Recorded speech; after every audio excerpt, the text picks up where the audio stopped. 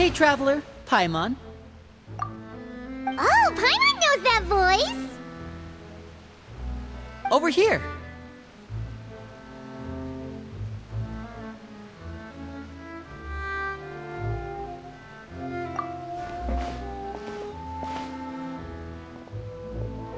To borrow one of the more popular turns of phrase at the moment, this appears to be quite the fated reunion. Running into you two out of the blue like this has really made my day. I certainly wasn't expecting it. You can say that again. What brings you to Poisson? Wait, Paimon's got it! You must be here for one of your magic shows, right? Actually, we've run into a bit of trouble on the home front, so Father arranged for us to stay in Poisson for the time being. Oh, are Lynette and Fremine here too? Yep, along with most of the other members of the House of the Hearth. You may have noticed Poisson seems a bit more crowded than usual. So you're saying nearly the entire organization has moved to Poisson? Sounds like you've run into way more than just a bit of trouble. What's really going on? Well... Since the two of you are so curious, perhaps I can fill in the gaps. You scared Paimon half to death! Father, you're here. You know... on second thought, maybe we don't need to know? It's all probably super confidential House of the Hearth stuff, right? We totally weren't trying to pry or anything. No need to be nervous. I could sense your genuine concern from your conversation just now. Of course, I can also understand your confusion. Sending so many Fatui here to Poisson, it's only natural that some might suspect an ulterior motive to be involved. I understand. I'm well aware you've had your fair share of confrontations with the Fatui in the past, and I can't exactly guarantee that we'll remain on good terms in the future. As for right now, however, I would say we have little reason to be at odds, wouldn't you agree? The House of the Hearth could stand to be more open with those who have worked so closely with us in the past. As for the issue at hand, well, it hardly relates to any ulterior motive. To be frank, it all stems from a certain rumor circulating around the House of the Hearth. It's an internal matter. What sort of rumor? A rumor that a certain phantom child is hiding away in the House of the Hearth. A phantom child? Ooh, just hearing the name is giving Paimon the creeps. A spirit that should have long ceased to exist is lurking in the shadows of the House of the Hearth. So I decided to bring the children to Poisson before continuing to investigate the situation. I expect I should be able to track down the spirit fairly quickly. After that, it's just a matter of resolving the situation, if you will. It shouldn't be much trouble at all. If you're curious, or if you still have some concerns, it might be advisable to stick around for a few days. I'm sure the children would be exceedingly pleased to welcome some visitors. Lenny, I'll leave you to entertain our guests. I have some matters to attend to. Of course, Father.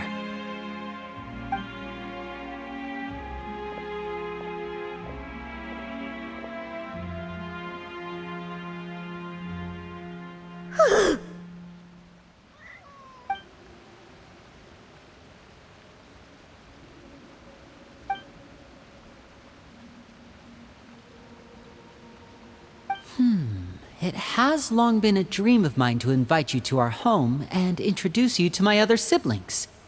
You're quite well known in the organization already. A lot of people have been talking about you, especially after everything with the prophecy. If you're willing, why don't you stay a while and have a little chat with us? Alright. We don't have anything else to do right now anyway. But let's be clear, we're just gonna be there as guests, okay? Don't get any funny... Oh, wait a second. For your guests, that probably means we'll be treated to lots of yummy food, right? Of course. During our stay in Poisson, we've been helping out the locals with some fishing. We bring in quite the bounty every day. In fact, today's the perfect chance for me to show you what I can do in the kitchen. Let's go. I'll take you to where we're staying.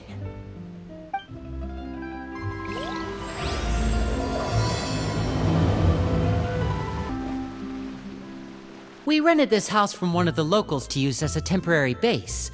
I'll come back later and tidy up a bit. After that, it should be all ready for you to stay in tonight. Awesome, thanks! So, where are we off to now? Well, when I happened to run into you two earlier, I was actually in the middle of distributing some supplies. With this many people staying in Poisson, we have to bring in outside supplies every now and then. I should probably make sure the rest of these provisions get delivered, otherwise people might start to get antsy. Okay, we'll come with! There are all sorts of rumors about your organization floating around out there. Paimon's not sure if she could even take a wild guess as to what's true and what's not. But now that we finally have the chance to see a day in the life of the house, we can take a good look at how you operate!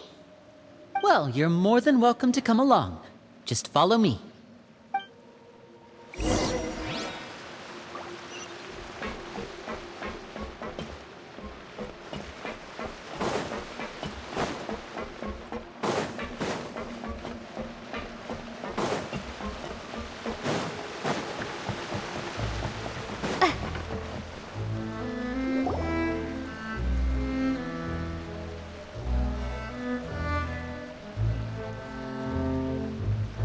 Linny! We're finally here! The supplies. Brought them with me? Yep, here you go. Hello? Something caught your eye? It's the Traveler and Paimon! No way! Come here, everyone! Hurry! The Traveler and Paimon are here! One at a time, please. Don't crowd around them all at once. We don't want to scare off our guests now, do we? Oh, it's alright! Gotta say, Paimon didn't realize we were this famous. Of course! Father and Linny have told us so much about you. Father told us about how you helped Linny. According to her, you're a trustworthy friend. And as far as she's concerned, that's pretty much the highest compliment we've ever heard her give. As you can imagine, everyone's been very curious about you. I heard the Traveler is so strong that she can move a mountain with her bare hands.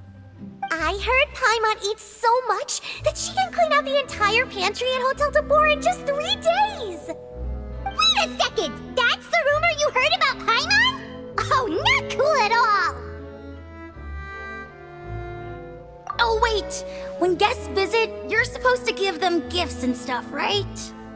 Oh, we don't need something like that. Besides, we don't have anything to give to you! Come on, we insist! I can give you some of my new potions. Just pick your poison. And by that, I mean medicine or actual poison. I've got both. Huh? Or maybe Shaplo can teach you guys about stealth! He's super good at it! He's never been caught. Ah, now that's not a bad idea. I know you usually prefer to fight head-on, but it never hurts to expand your bag of tricks, right? When it comes to eliminating your enemies, staying quiet can go a long way. Trust me, I would know. I was poisoned not too long ago, and I'm still dealing with the after effects. So I'm not quite as good as I was before, but I can still give you some pointers. Wait, when you said gifts, Paimon didn't think you meant poison and stealth tactics! But those are the best things we can give you. You don't like them? Ooh, how about this? Tell me the name of someone who really annoys you, and we'll teach him a lesson for you. All right, Fold, Selwar. I think that's enough suggestions for now. When it comes to being a good host, it's the thought that counts. You don't need a physical gift to make our guests happy. In fact, pestering them with suggestion after suggestion might make them more annoyed than anything. I would say your enthusiasm has certainly gotten across. Really? Awesome! It's been so long since we have had guests to play with. If there's anything you need, just let us know. Yeah, especially if it's poison or something. I've got all sorts of potions for that. Well, we'll talk to you all later. We've still got supplies to distribute. All right, see you later.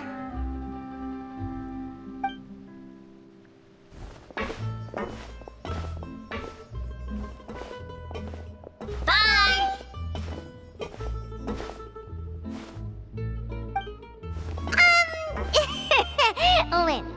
About all that poison and stealth tactics talk just now. Scared you, did it? That kind of talk comes with being part of the House of the Hearth.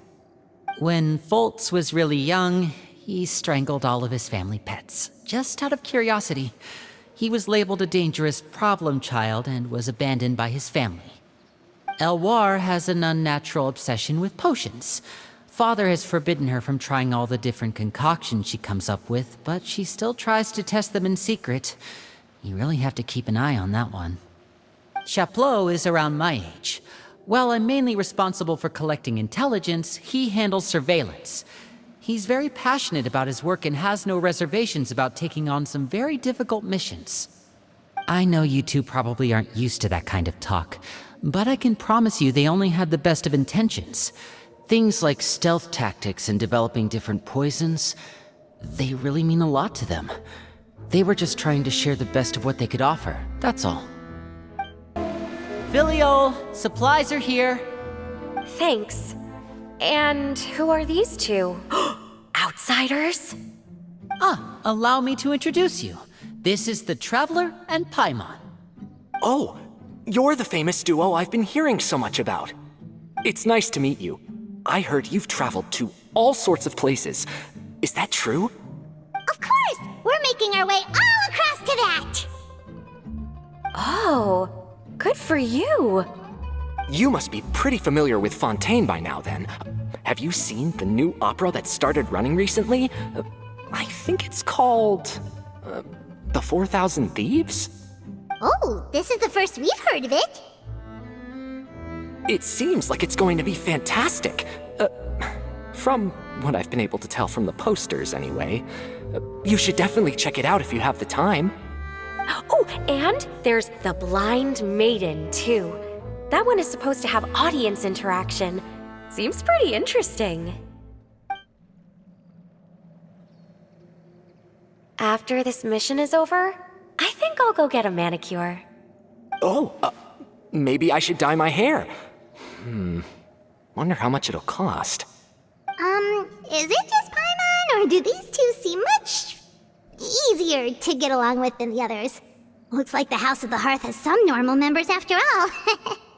I heard that. Oh! Oops.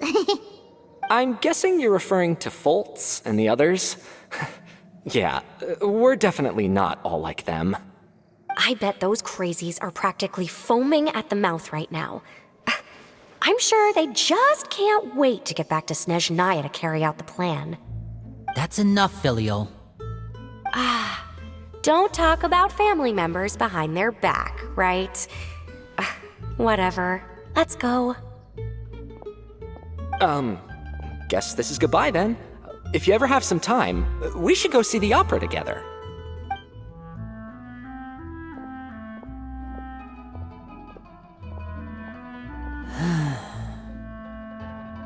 Well, that's it for the supplies. We should probably head back as well.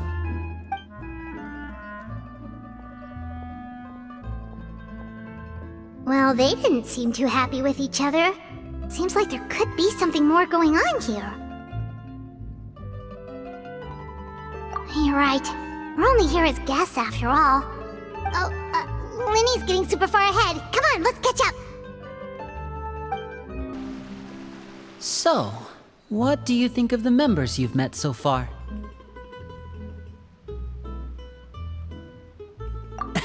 Well, Father is always encouraging us to be strong-willed and independent. So if there's one thing we've got, it's people who aren't afraid to speak their mind. Well, I should probably get cooking. Wanna join? Of course! Then let's head out and... Fremine? What are you doing here? Fremine! Nice to see you again! You too. I heard you're here as guests of House of the Hearth. Welcome. We were just going to make some food. Why don't you come along? I could use some help in the kitchen, and I seem to remember you mentioning you wanted to make seafood soup for the Traveler and Paimon. Seafood Oh, Paimon's drooling already. Were you looking for something just now, Fremine? Maybe I can help. It's nothing. I just wanted to see if there were any extra supplies. Yeah, we've got some left over. What do you need? Some food and water. And some clean cloth, if possible. No problem. Give me a second here. Food, water... Wait a minute. What do you need all of those for? You're not on any missions as far as I'm aware, and you were just going to come eat with us. So what's this all about? I thought I'd grab an extra portion because I get hungry at night. Could be because I'm growing, you know? And... Fremine, you remember what I told you? You're not like me. Your lying skills still need some work. Tell me what's going on. Is it really bad enough that you have to keep it from your own brother? Maybe it'll be better if we gave them some space.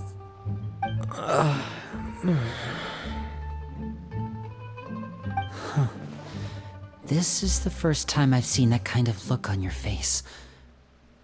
Whatever happened, does it have something to do with Father? Yes. Just follow me. You're back! Oh, and you've brought some friends with you this time! Hello, my name's Linny. I grew up in the House of the Hearth. And you are? Hi, Linny. I'm also a child of the House of the Hearth, just like you. You can call me Clairvy. Clairvy? It's nice to meet you. Does that name ring any bells, Linny? No, not at all. That's not a name we have on our roster, I'm sure of it. What I'm not sure of, though, is how she managed to sneak in. She must be the phantom child Father's been searching for. From the looks of it, I'm guessing you were the one that found her, Fremine. You, haven't told Father, have you? No, I haven't told anyone. I've just been keeping her hidden. For how long? About half a month now. So ever since we got to Poisson, then? Do you have any idea what you're doing? I know what I'm doing. Really? 'Cause from where I'm standing, it looks like you're hiding the very person Father has been trying to find. If Father finds out about this, everyone involved is going to be punished. You know the rules of the house, Fremine. I know you do. Father doesn't tolerate any form of betrayal. So why are you doing this? I've thought it through. And I just can't hand her over like that. Linny, don't you remember last year? Sheplo nearly died after getting poisoned during that one mission. He wasn't able to get back before the poison started taking effect, and not a single person was there to help him. That night, while I was sleeping, I heard a voice telling me to go save him. I opened my eyes, but I couldn't find the source of the voice. I thought maybe I was just hearing things, but I went to look for him anyway. Luckily, I got there with enough time to save his life. That feeling of being haunted, of hearing voices, it's happened many times in the House of the Hearth. I'm sure you've noticed. So what you're saying is, that was her? She was the one who spoke to you that night? Unless there are other spirits roaming around the House of the Hearth, I don't think there's any other possibility. If Clairvy were our enemy, it wouldn't matter whether she was a spirit or an actual child. I would have acted without a second thought, because that's what Father ordered us to do. But she's been living with us, helping us from the shadows all this time. I think that makes her family. I couldn't just hand her over to be dealt with. Not when there's so much we still don't know. So what's your plan then? You can't keep her here forever. Someone is bound to find out eventually. I haven't thought that far yet. I don't want to disobey an order from Father, but I also don't want to put Clairvy in danger. Come with me. There are a couple things I'd like to say to you in private.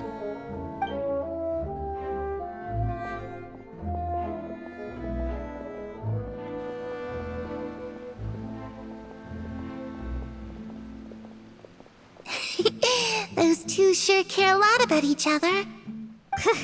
Well, they got a funny way of showing it. From where Paimon was floating, it sure seemed like they were about to bite each other's heads off. No way! They have a really deep bond. I could tell right away, because I also have a friend like that. I just don't know how long that kind of bond can last. The darkness in the house runs deeper than you can imagine. No one can get out alive. I'm sorry, Linny. I really didn't mean to drag anyone else into this. Oh, really? You didn't mean to? 'Cause I, for one, wish you did. Huh? What do you mean? You know, when we were younger, you didn't call me Linny. You called me brother, just like Lynette. We grew up together, the three of us. We were all orphans, all rescued by Father.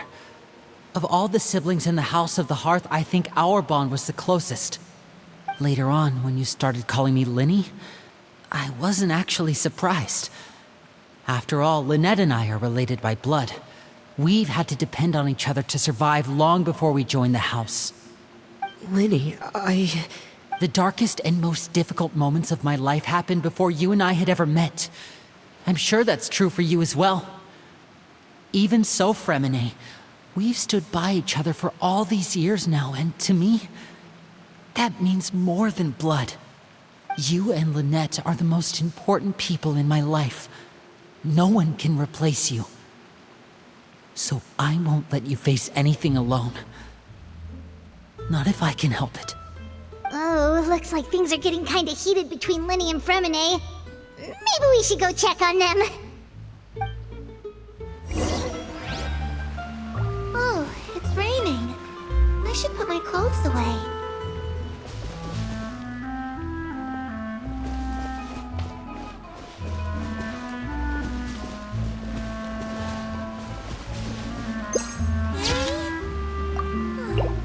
Looks like she's not here either.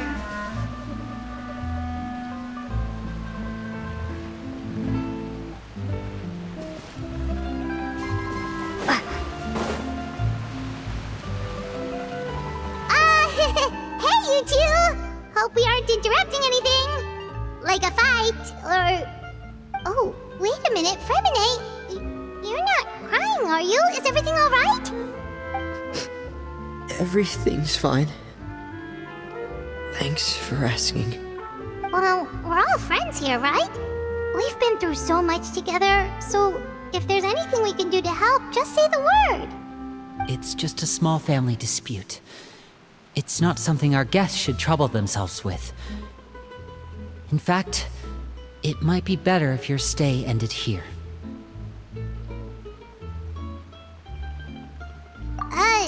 What are you getting at, Traveler? When guests are around, families are often on their best behavior. And any disputes are less likely to escalate. That's what you're trying to say, isn't it?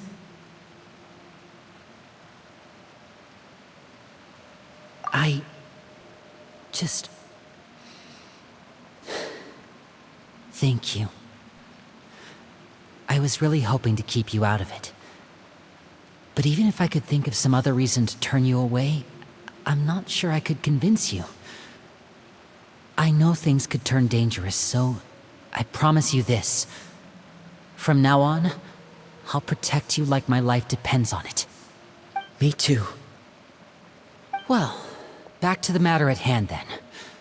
If we don't plan on handing Clairvy over to Father, then our only other option is to solve the mystery of her identity before Father is able to track her down. That means finding out where she came from and what she's doing here. Then we can send her on her merry way and pretend like none of this ever happened. I've tried that already. And? And nothing. I tried taking her somewhere really far away, but after some time, she just reappeared. She even came with us all the way to Poisson. It seems like wherever the house is, she follows. I don't know much about spirits. Do you two have any ideas? Let's see here. Paimon remembers hearing something like, if you fulfill a spirit's last wish before they die, they'll let go of whatever's keeping them here and return to the ley lines. Oh, it's just that Paimon doesn't really remember where she heard that, so it's not guaranteed to work or anything. Well, sounds like it's worth a shot. Guess that means we should go ask her about her wish. But first, Fremine, I need you to promise me something. What is it? I need you to promise me that this will stay between the two of us. We're the masterminds behind this whole thing. No one else gets involved. Can you do that for me? Of course. I promise. All right. Then let's seal the promise just like when we were kids. Fist bump on 3. Ready? 1, 2, 3. I swear.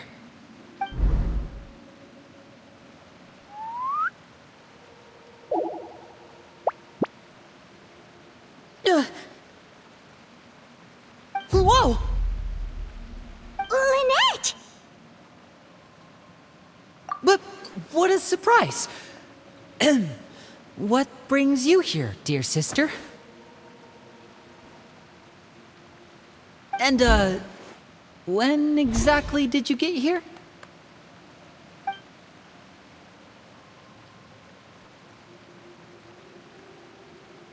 You're an idiot, brother. And you too, Fremine.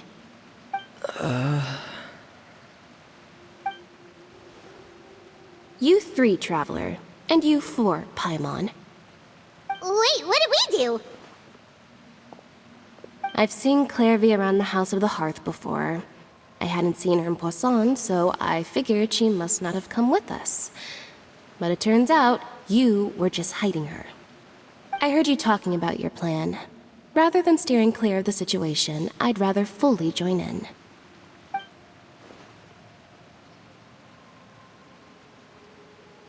If you don't agree, I'll have no choice but to report everything back to Father. Simple as that. You're not giving us much wiggle room here, Lynette. Well, I guess we're all in this together then. After we talk to Clairvy, we'll figure out our next move. There's no time to lose. Let's go.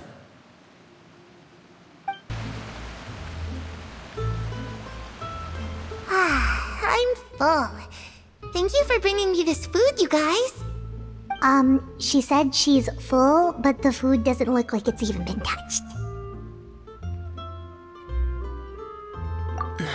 That's right.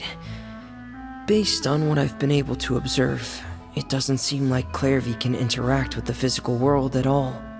Still, when she's presented with food, she'll always linger around it for a good little while. Maybe, in her mind, she really is eating those things. Does she know that she has already passed away? I've tried to ask her, but she didn't answer. My guess is that she's just as confused as we are. Or maybe she couldn't understand the question at all. Clairvy, if you've got some time, I'd like to ask you a few questions. Sure. Oh, another new friend. Hi, I'm Clairvy. Hello. Clairvy, how did you join the House of the Hearth? Huh? Isn't it the same for everybody? The knave brings you here and then you can't leave. It's just that your name, it's not on the roster. And I've never seen you before. The roster? Oh, I get it now. I think there might be some things you don't know about this place.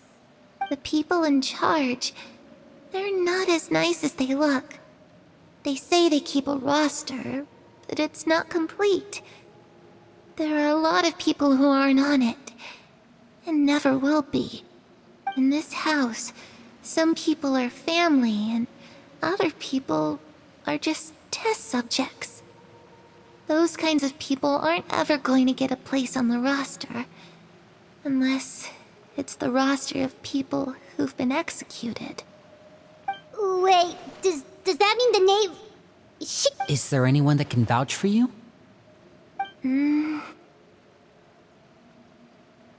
Perry, she's my best friend. She's the only one I trust in this place. Have either of you heard of that name before? No. Me neither. Clairvy, Perry. Neither of those names are on the roster. But it seems like she's telling the truth. Either that, or this kid's already got a bag of tricks bigger than mine. Maybe we should try a different approach. Clairvy, do you have a wish? A wish? It can be anything you want. Just imagine. It's your birthday, you're blowing out the candles, and your wish is...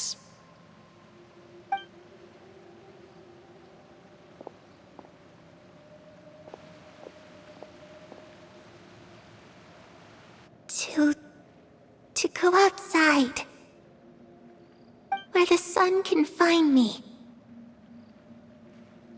That's... it? Well, that sounds easy enough.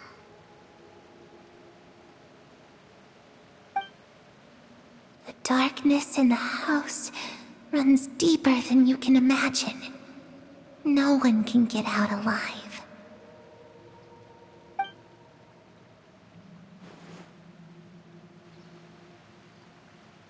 Okay, time to divide and conquer. Listen up, I've got a plan. I'll try and find a way to use basic illusory magic to take Clairvy outside and bring her somewhere with sunlight. Lynette, try and find the list of executions that Clairvy was talking about, and see if her name is on it. Fremine, you stay in Poisson. We can't be the only ones who've had run-ins with Clairvy. I need you to collect intel on everything she's said and done.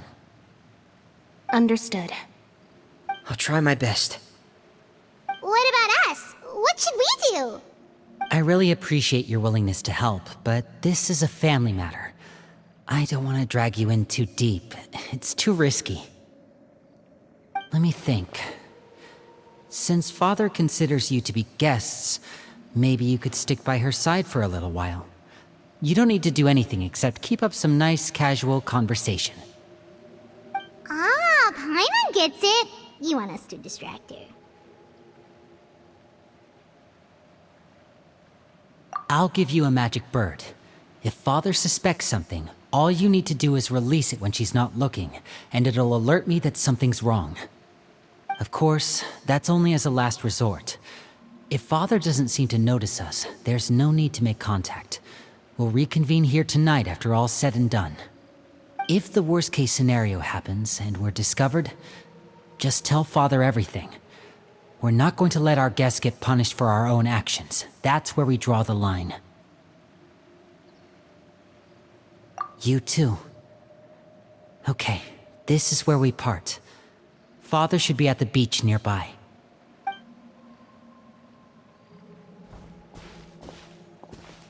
I really hope this goes well. No, it has to go well. That's the only way this can get resolved.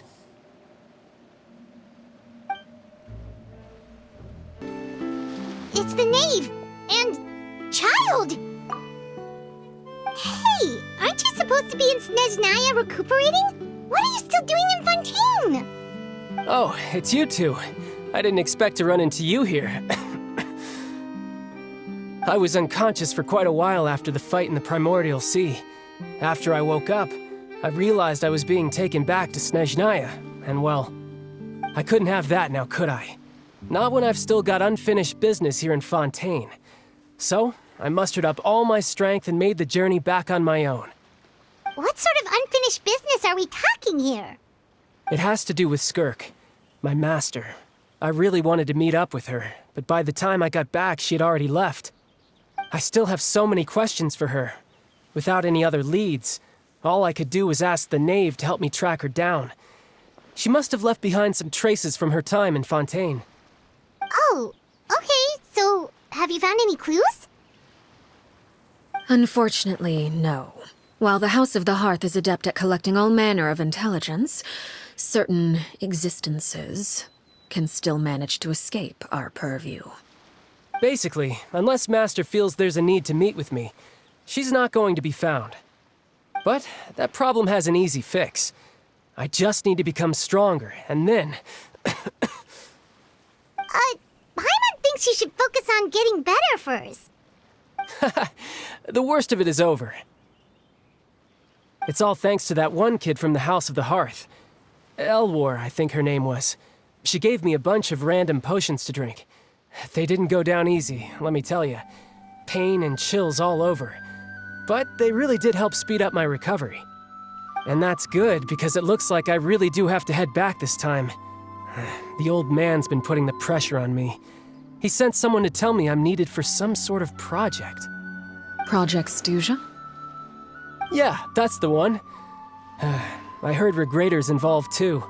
I'm not looking forward to having to listen to all his monologuing, that's for sure. Hey, maybe you could think of a way for me to stay in Fontaine for a little longer. Helping Linny and the others brush up on their fighting skills would be far more interesting. If you and I could spar, that would be even better. I've been waiting for a chance to see you go all out. And what a sweet little daydream that is. But I also have a role to play in all this. I'll be leaving Fontaine shortly as well. Besides, considering how little they see fit to step outside the homeland, being called on to return to Snezhnaya by such illustrious dignitaries, what a great honor. Wouldn't you agree? One I could do without, I'd say. Is it just Paimon? Or does it kind of seem like they're... So, dear guests of the House of the Hearth, to what do I owe the visit? Well, we just...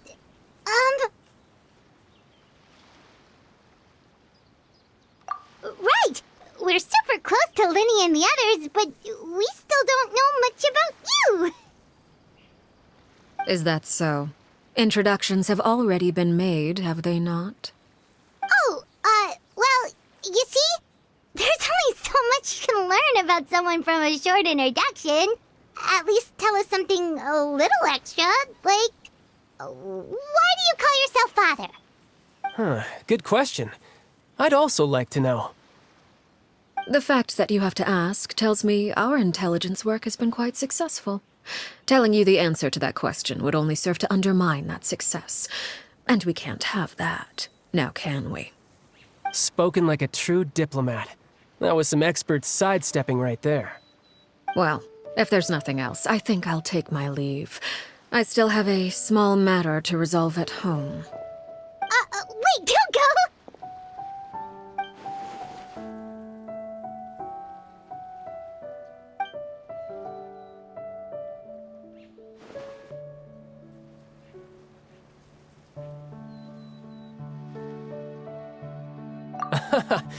I'd also like to hear the answer to this. I've met some of the members of your organization, and they all seemed like really good kids. They actually reminded me of Tonya and Tusser. Which, by the way, if you ever betray them, I'm just letting you know, I won't let you off easy. And why would I betray them? Well, you've already betrayed the House of the Hearth once, haven't you? At least, that's what I heard.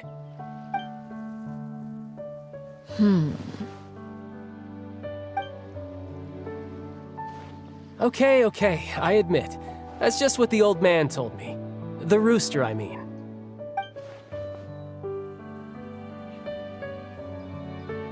Oh, wait. Did you really do something bad to those kids? Never mind what I've done. I'm more curious as to what the mighty rooster had to say. Care to enlighten me? Well, nothing much. Just some stuff about you taking out many other members of the House of the Hearth, and even going so far to attack your own family. I see. Huh. Based on your reaction, I'm guessing it's all a bunch of lies. Hardly. I don't appreciate his particular turns of phrase, but I suppose he didn't say anything untrue. Although, it would be more accurate to say that there is a certain level of prejudice involved, but I don't intend to clear that up just yet. Prejudice has a funny way of concealing the real truth behind certain things, an attribute that I find to be quite advantageous. Call yourself a Fontanian, for example, and people will assume all sorts of things, when the real truth is that this is simply the land where I was raised. Huh? You're not actually from Fontaine? But then why did you try to help out with the prophecy and everything? I was trying to protect the children born in Fontaine. Claiming that I myself was a Fontanian simply made it easier to operate. People would hardly suspect a fellow Fontanian of having any ulterior motives. Who wouldn't want to save their homeland after all? The primordial sea wouldn't have any effect on me, but it would have caused great harm to the House of the Hearth. Well, you wanted extra information, didn't you? There you go. I hope that satisfied your curiosity.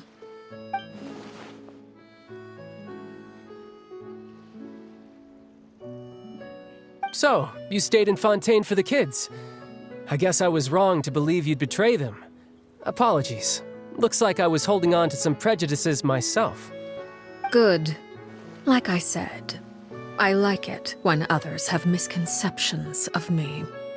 Actually, while I was recuperating at the House of the Hearth, there was something else that really caught my attention. I heard that members always resolve disputes and arguments with a friendly spar, and the loser has to back down. Seems pretty cool if you ask me. Would also give them plenty of opportunities to hone their skills. Well, that's only a recent development. In the past, such spars weren't nearly so friendly. The losing party would lose everything, including their life. They were that high stakes? Whew, at least that's not a thing anymore. Well, the current atmosphere's not half bad. I'm a bit jealous, actually. You've got so many family members around you, and you even get to live with them. Having a lot of family around means dealing with a considerable amount of bickering and scheming. Once Tonya and Tusser enter their rebellious phase, I'm sure you'll understand. Just imagine. Tusser becomes obsessed with plucking out strands from the rooster's mustache, or Tonya decides to dye her hair 42 different colors. Okay. I get the picture.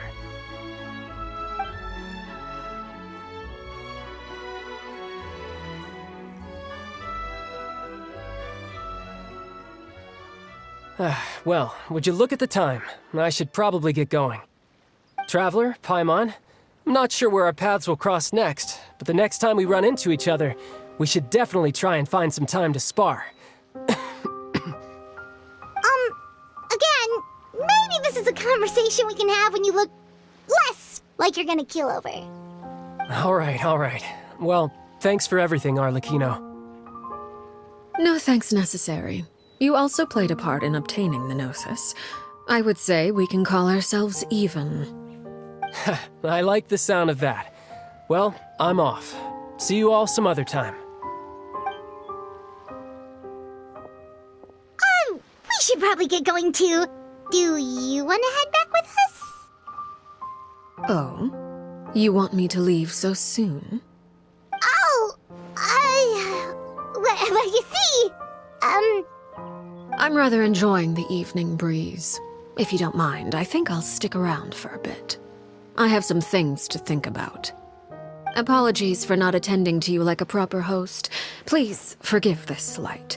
I do hope you'll have a pleasant stay. We managed to keep her distracted until nightfall.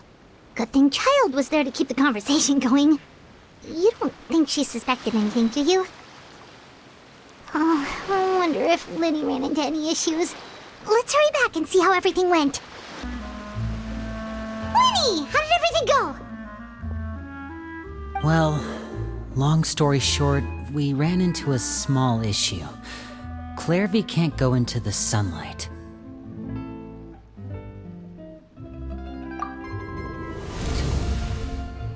Everything was fine at first. She followed me up to the surface just like I told her.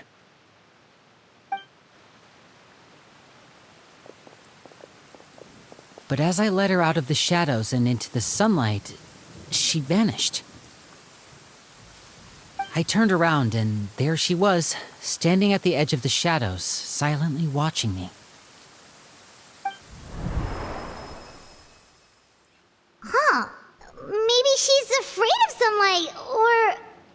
No, it wouldn't be her wish if that were the case. Well, we could always try pushing her into it. Oh, true. I've pretty much tried it all already. Nothing worked. Eventually, the sun went down, so all I could do was bring her back here. How did it go with you, Lynette? Good. I've got the list. It's right here. Really? Well, what are we waiting for? Let's take a look!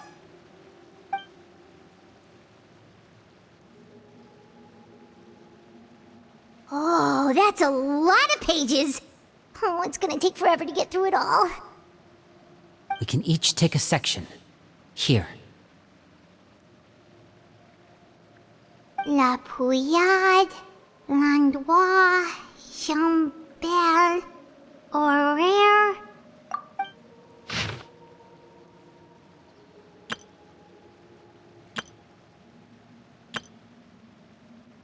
Oh, yikes. That Horaire guy has a huge scar on his face. He's kinda giving Paimon the creeps. I've met him before. The scar is from an injury he received during a mission. I still remember him joking with me about it. He said any future lover would take one look at him and then lose all interest. Did he say anything else? Well, I asked if there was someone he was interested in. He said no, and that's where our conversation ended. It was only later that I learned he really did have someone he liked. He risked everything to escape so he could be with her, but it didn't work. One day, Father asked to see him, and, well, I never saw him again after that. Wait, so that means the knave, she... It may seem cruel, but it's just one of the rules of the house. Betrayal is not to be taken lightly. We know too many secrets to come and go as we please. So, if you do try to leave, you pay with your life.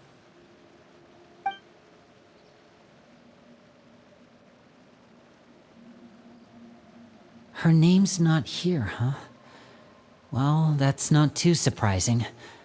It doesn't seem like this list is complete. It only contains records dating back around 5 years. Let's shift our attention then. Fremine, were you able to find anything out? Fremine. Sorry. I was thinking about something. I managed to talk to quite a few people, but I couldn't help but notice that the atmosphere in the house was a little... strange. Strange? Yeah, I mean, I know there have been arguments in the past, times when people haven't gotten along. Chaplot and Filiol are a good example of that. Oh, those are two of the people that we met while delivering supplies. Paimon can see how they might not get along. They had very different vibes, and their, interests seem to be pretty different as well. That's to be expected, actually.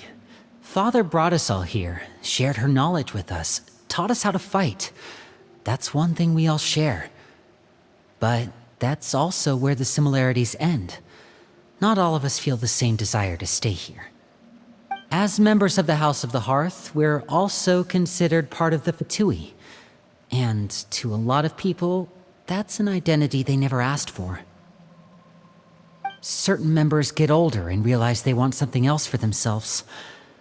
But considering the rules of the house, most people would never say that out loud. People like Chaplot and Foltz are loyal to Father and her vision. They're proud to be part of the Fatui. Filiol and Nantoy, on the other hand, well, they aren't quite as enthusiastic. These kinds of conflicts have always been there. It's not like Father is in the dark about any of this. Well, that's true. But it just feels like things have gotten worse lately. Filiol and the others, it seemed like they were meeting in secret to talk about something. I can't say for sure, but I think they've met Clairvy. You think she's been inciting them to act out? No, not exactly. But I wouldn't be surprised if she said something to them about the darkness in the house and how deep it runs. She's told me about it before. Experiments being run on children. People being used as pawns on the battlefield without so much as the strength to survive. And they just believed all that? Without any evidence? Clairvy's words probably gave them the excuse they were looking for. Whether they actually believe them to be true is secondary.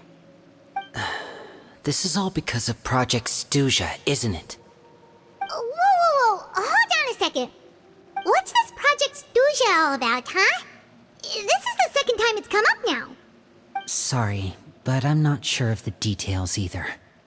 I only know what Father has told us, which is that it's something the Rooster and Regrator have been working on together. Apparently, it has to do with the Fatui's strategic plan for the future. Because the House of the Hearth was so successful in obtaining the Gnosis, we now have the honor of playing a key role in Project Stuja.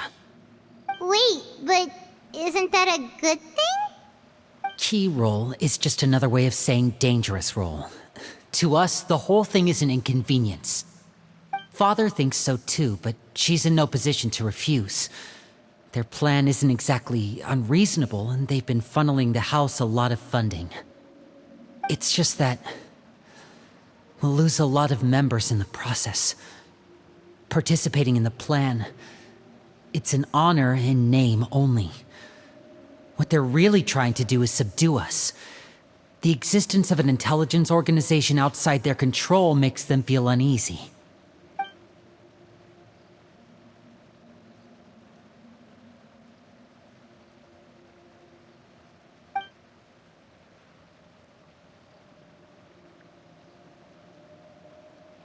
Okay, super complicated top secret Fatui business aside, what does all of this have to do with the conflicts you were talking about earlier? Paimon doesn't get the connection. External pressure has a way of exacerbating internal strife. You can't overlook the power of fear either. People are afraid of dying, and that fear is often the impetus for a lot of stupid decisions. I thought resolving the Clairvy situation would make everything go back to normal. But it looks like things are more complicated than I thought. If we leave Filiol and the others to their own devices, sooner or later, Father will be forced to take action.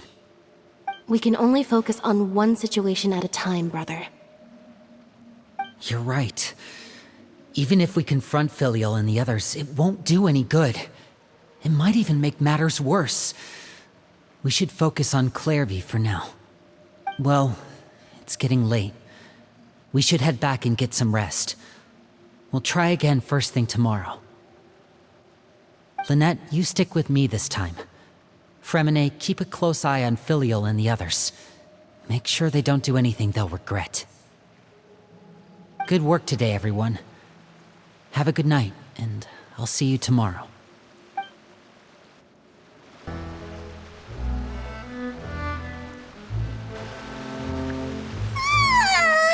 Oh, Paimon was looking forward to an early night, but she can't sleep at all. Hey, you don't think the knave will be too angry with Linny and everyone if she finds out about all this, do you? She's even scary when she smiles. If she were to actually get angry... Ooh, you have to protect Paimon if that happens, okay, Traveler?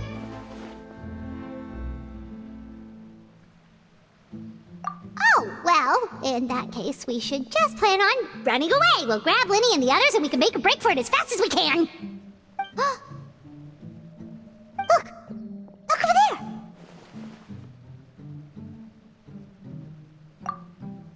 Quick! Let's catch up with her before anyone sees! Over there!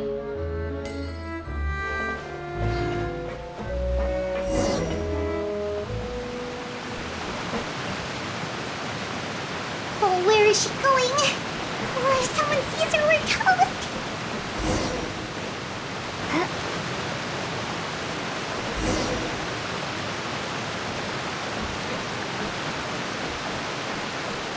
Oh, look! She stopped!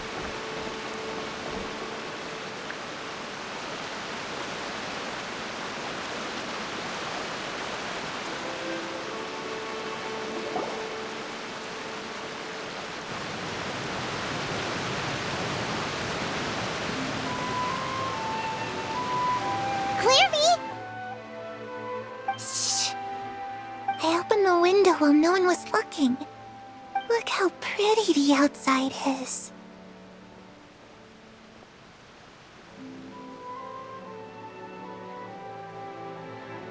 If only I could have more than this.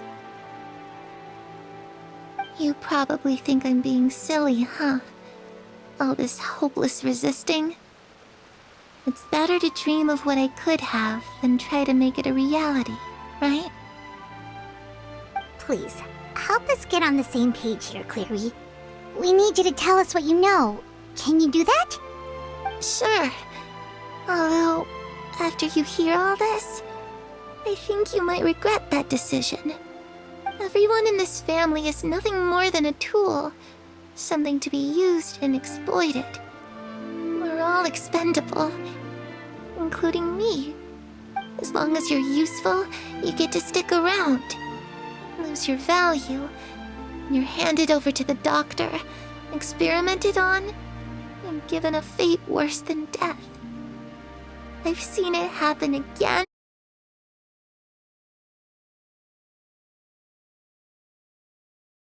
All that?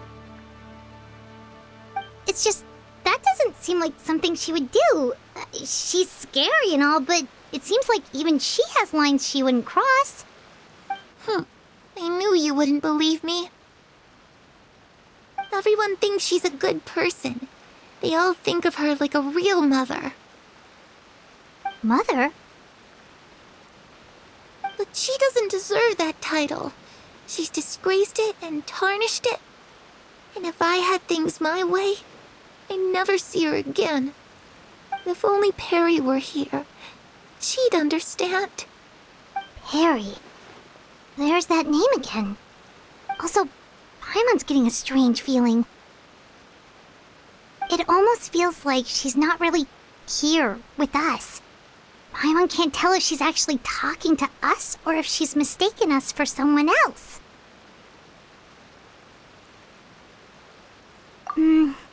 Well, in any case, it seems like she really needs someone to talk to.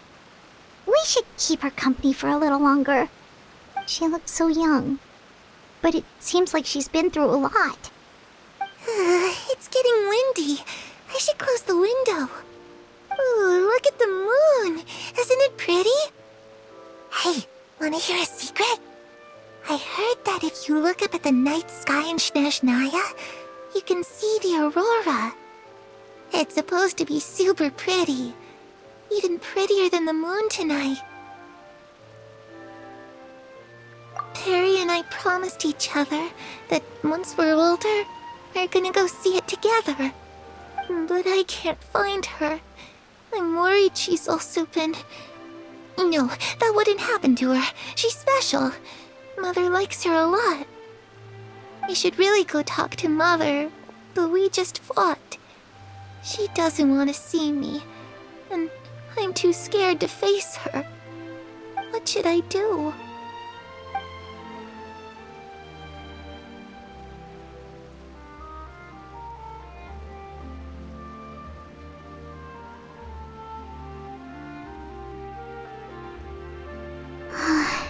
Paimon really doesn't understand what's going on with her. got an early morning tomorrow.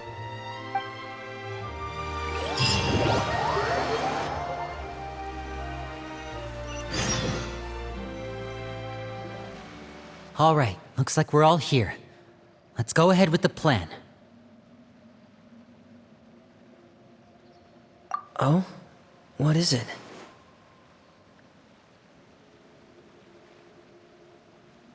What makes you ask that? Well, we kinda ran into Clairview last night, and that's what she told us.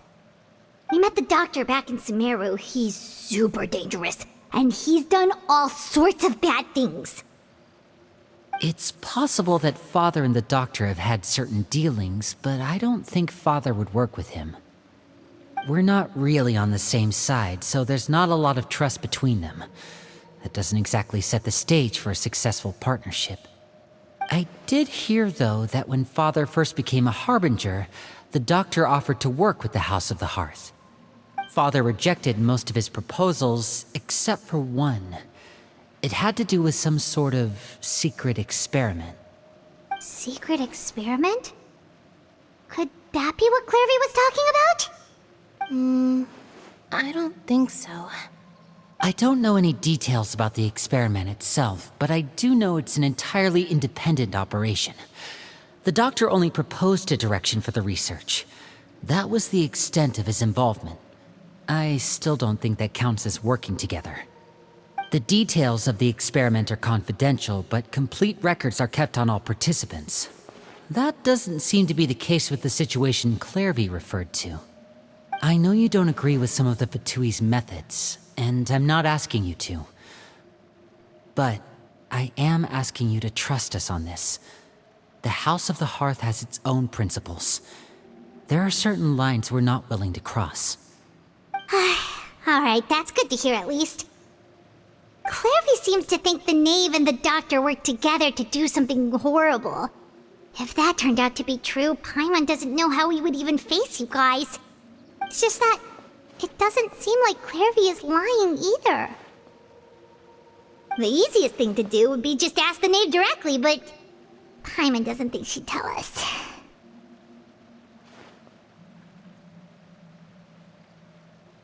Father didn't come back last night. She's probably still near the shore. We'll be counting on you to distract her. Lynette, you're with me. Fremine, you know what to do. Be on your guard, everyone. All right, let's get to it.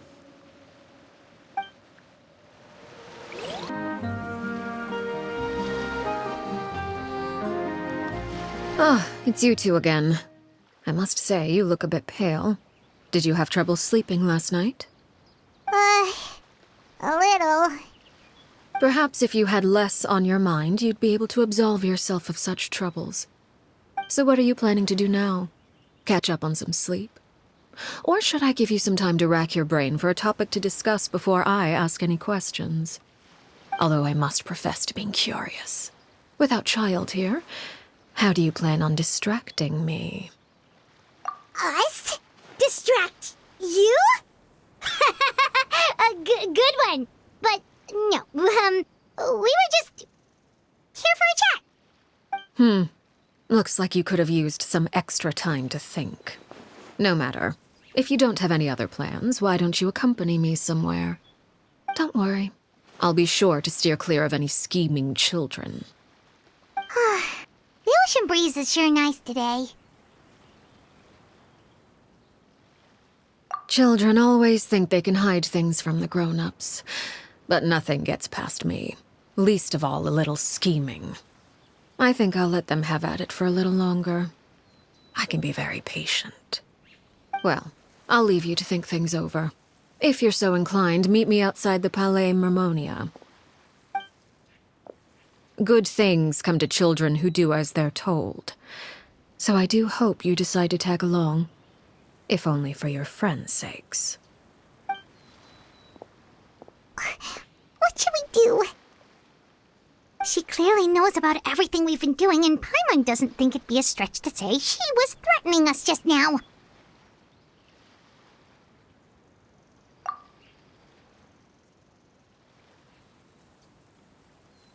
Oh, good idea. Hopefully he sees it in time. Well, we should probably head to the Palais Mermonia. Paimon doesn't want to find out what happens if we don't show up.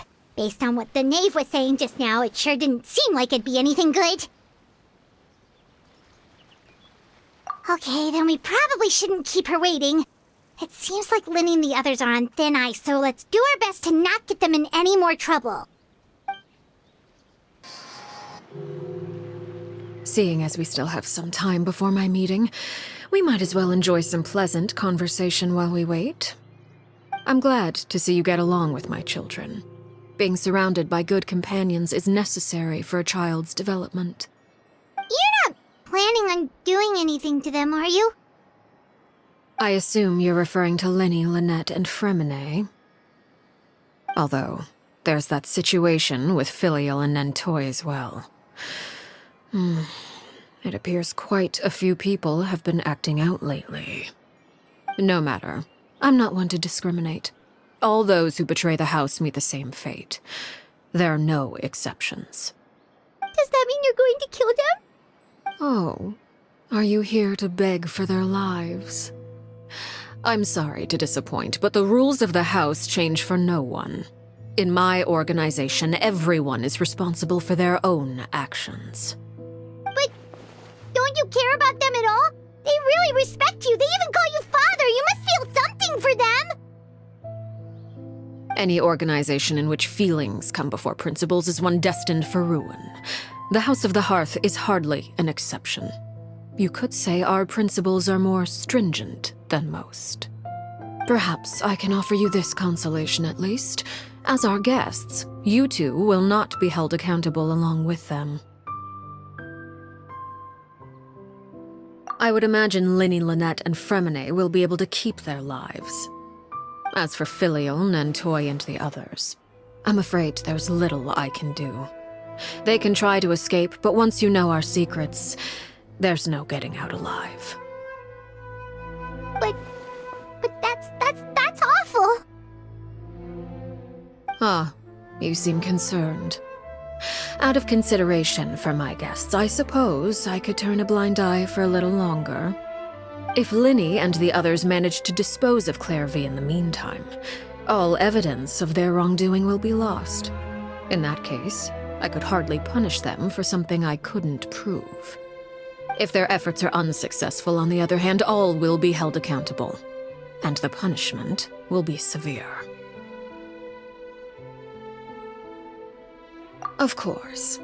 Oh, and here, I believe this belongs to you. Do try and keep better track of it next time. It takes a considerable amount of time to train a bird like this.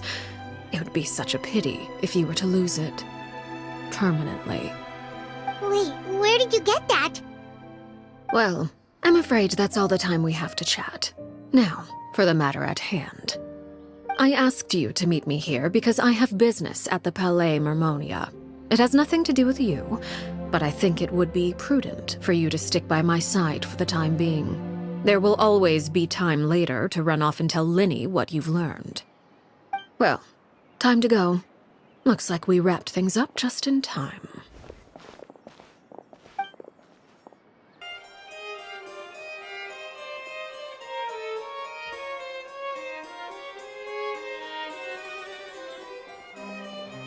It's been a while, Monsieur Neuvillette. I must say, I wasn't expecting my meeting request to be approved quite so quickly. The Palais Mermonia operates with an efficiency worthy of admiration. It is only right that an esteemed diplomat such as yourself should be afforded the proper level of respect. Although, if I may speak plainly, I must confess that I did not anticipate we would have the occasion to meet again after presenting you with the Gnosis. I see you brought the Traveler and Paimon with you as well. If I may inquire as to the purpose of your visit. I'll be departing Fontaine shortly. There is, however, an outstanding matter that I would like to see resolved before I go. It requires a rather lengthy explanation, I'm afraid. So I took the liberty of explaining everything in this proposal. Please review it at your leisure, Monsieur Neuvillette.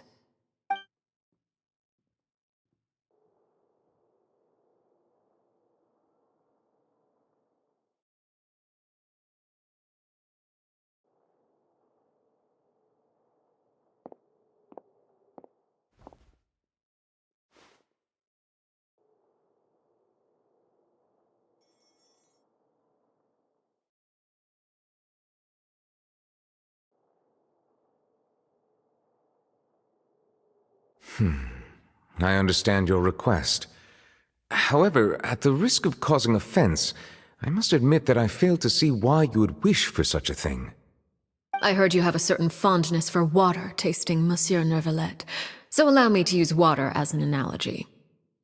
A family is like a large body of water with countless rivers flowing in and out. As someone who watches over this system, I would hope that each river that flows from the source will eventually reach the ocean. Of course, objectively speaking, I know this is impossible.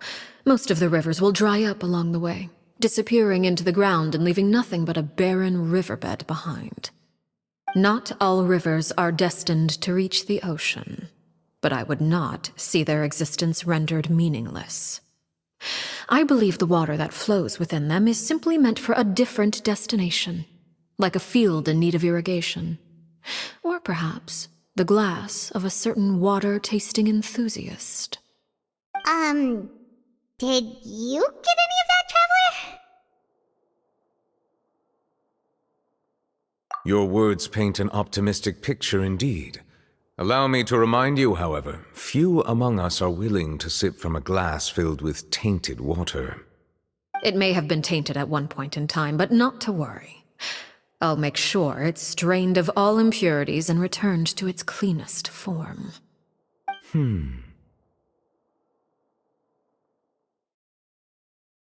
I seem to recall there being a transactional aspect to your proposal. Perhaps you could expound on that?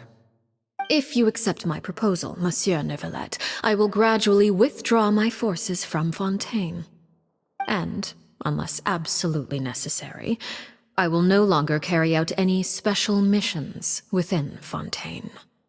I presume I can take your words to mean that, in the future, cases similar to the Tartuffe assassination will cease to cross my desk? Tartuffe? Ah, that thief who embezzled funds from all those charities, you mean? My deepest condolences to his family, but without any evidence, I cannot imagine how the House of the Hearth might have been involved in his passing. Of course, if you accept my proposal, Monsieur Neuvillette, I'm sure certain measures could be taken to reduce the frequency of such troubles. You choose your words carefully indeed. In that case, I am inclined to accept your proposal. My thanks for your generosity, Monsieur Neuvillette. Well, with that settled, we should be going now. I took the liberty of bringing along 2 bottles of spring water from Snezhnaya for you to enjoy. I do hope I get the chance to hear your impressions. Perhaps at our next meeting, yes? Indeed. I trust you would not overlook your commitment in the meantime. All right, Traveler Paimon. Time to go.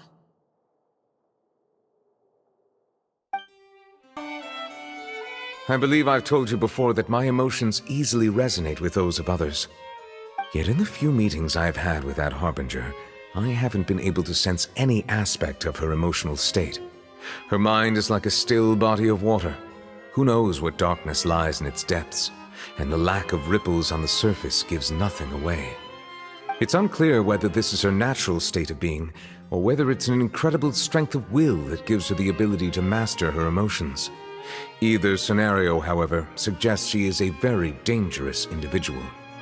I do not expect an explanation as to why you two are by her side. Whatever your reasoning, I would only advise you to take caution.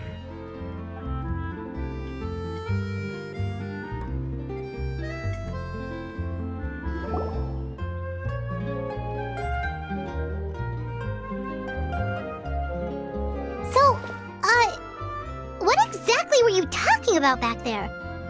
Paimon only heard you mention some rivers, a large body of water, and then some kind of irrigation scheme. You really want to know? I would imagine there might be more pressing concerns at the moment. Lenny, Paimon really hopes everything's going okay.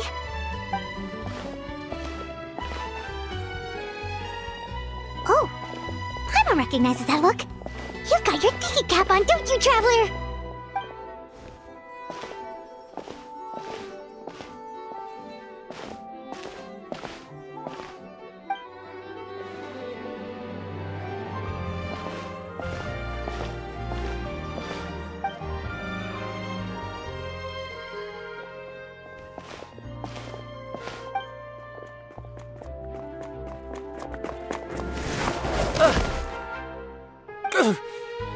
Oh, shoot. Are you alright? Oh, jeez. I'm so sorry. I was so focused on selling these papers, I wasn't looking where I was going. Well, let me make it up to you at least. Here, take this paper. On the house.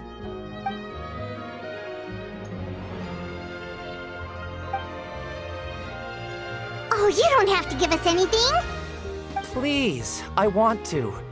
It's not like I'm short on supply. All the extras will be useless come tomorrow anyway.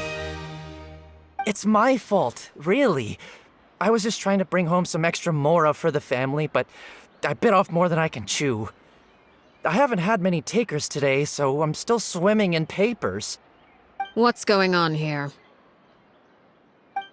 Nothing much. I just ran into your friend here on accident. I should probably get going, actually, so... Hold on. Of course, I'm happy to compensate you with mora, it's just... I don't have any on me at the moment. I'll take 3 papers. Here. You are... Oh! Thank you for your patronage. May the Archons bless you with good fortune. If only I had the chance to run into such generous customers every day. I should probably just take on a smaller inventory though, right?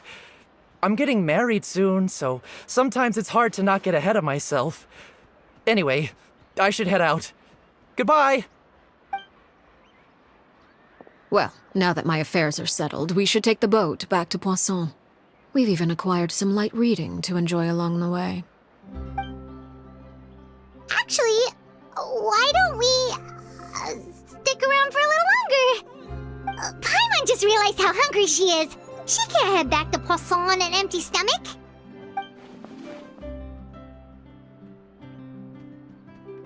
It appears you two are under the impression that delaying our return will somehow alter the situation in your favor. I'm sorry to ruin your fantasy, but your efforts are meaningless. That being said, I could be persuaded to give Linny some extra time. I just have one condition. If you agree to my request, I'll even answer some of your questions. You're quite curious about Clairvy, are you not? And my relationship to her. Wait, why are you being so generous all of a sudden? You're not gonna ask us to do something bad, are you? You overestimate yourself. You don't have the talent for bad things. Then what can you possibly... The most important consideration in a negotiation is that both sides receive something they want. Demands and threats only get you so far.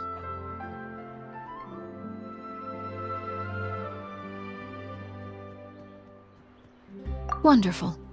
Here it is. When the time comes, make the choice that you deem most appropriate in the situation, and lend your help to the House of the Hearth. Okay, sounds normal enough. But what do you mean, when the time comes? When is that supposed to be? That is for you to decide. Then we have a deal. Follow me.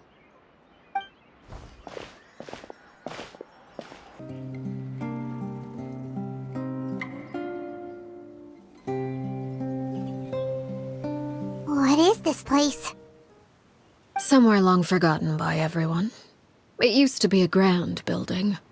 Now it's nothing more than a pile of rubble. No one comes here anymore, nor does anyone care about what once happened here. Although, this place does have something to do with the story I'm about to tell you. It was before I became a Harbinger, and before Linny and the others joined the House of the Hearth. Due to certain events, I first killed Clairvy and then her mother. And this is where it all happened. You were the one that killed Clairvy? Patience now. Allow me to explain Clairvy's side of the story first. I'll start from the beginning. Clairvy was 6 years old when she was brought by her mother, Crucibina, to live in the House of the Hearth. From the outside, it seemed like a fairy tale. A thriving family made up of kind adults and friendly children. Crucibina was the knave at that time, and the House of the Hearth was under her control. She was Clairvy's mother by blood, but she was also the mother to all the children in the house. Clairvy was happy here, for a time. But she quickly realized that being part of this family wasn't a fairy tale at all. It was a kind of purgatory. Purgatory? Exactly. The House of the Hearth takes in war orphans from all over Tevat. But as for how to raise them, that depends entirely on the person in charge. Crucibina came up with a novel idea. She would teach the children to fight, force them to duel each other, and then crown as the king of the house the child who proved themselves most worthy of inheriting her title. It's difficult to estimate the number of children who died or were maimed in the process. There's little I can say about the ones who died. The ones that emerged with permanent injuries, on the other hand, well, they still served a purpose. They would be handed over to the doctor to be experimented on, or sent away on dangerous missions. Nothing more than tools to be used and then discarded. So those were the experiments Clairvy was talking about. But what actually happened to her? You said that Clairvy was Crucibina's daughter, so if Clairvy tried to convince her to stop what she was doing, Crucibina probably would have listened, right? Despite being Clairvy's mother, Crucibina cared little for her daughter. She forced Clairvy to join the House of the Hearth only as a means to demonstrate her own impartiality as a mother, to prove that she treated all her children equally. Clairvy did try to convince her mother to change her ways, but it was to no avail. After her efforts failed, the only other option was to rise up and try to fight back. Unfortunately, the other children had already been thoroughly indoctrinated into the illusion of happiness Crucibina had created. Of course, there was one exception. Someone Clairvy's age who knew the truth about the House of the Hearth. Her name was Peruere. Wait, the friend that Clairvy mentioned? Friend, huh? I suppose we can call her that for now. Clairvy was a cheerful and passionate person with a tenacious spirit. Peruere, on the other hand, was rather cold-blooded. Her cold-blooded nature allowed her to see through Crucibina's facade. Yet, it was also this cold-bloodedness that prevented her from acting against it. At least at first. While Clairvy longed for freedom, Peruere was convinced that, amid all the fighting and violence, she would make it until the end. Despite their differences, the two became fast friends, united by their knowledge of the truth. Clairvy told Peruere that she hoped to create a real family, where no one would be killed or sacrificed. There may have been a certain naivete to her ideas, but Clairvy proved her determination many times over.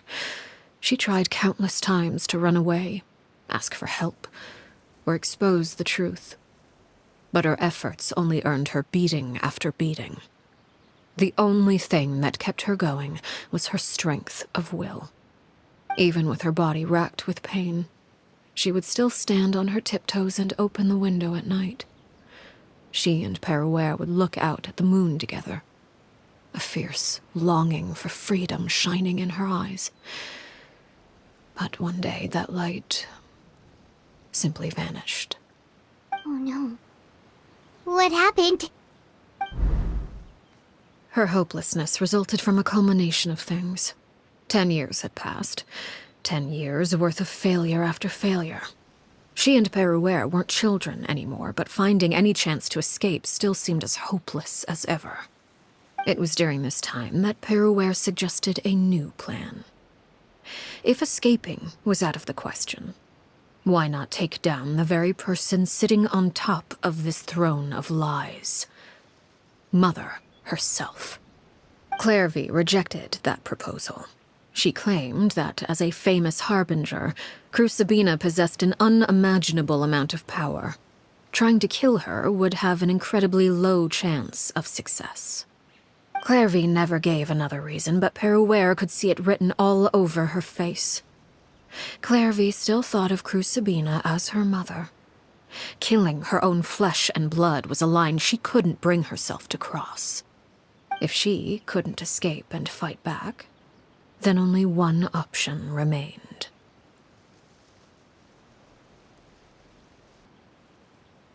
Precisely.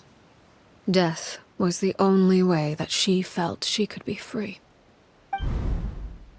It happened during a duel. When she arrived at the dueling ring that day, her partner turned out to be none other than Peruere, the very person that had stood by her side all those years.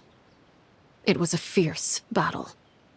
But ultimately, Clairvy decided to let Peruere end her life. From that moment on, Peruere's journey was one written in flames. When the rain finally came and washed it all away, there she stood, the sole victor in Mother's endless game of slaughter, a trail of corpses strewn across her path to success. It was the very result she had predicted 10 years prior. Even then, she believed she would make it until the end.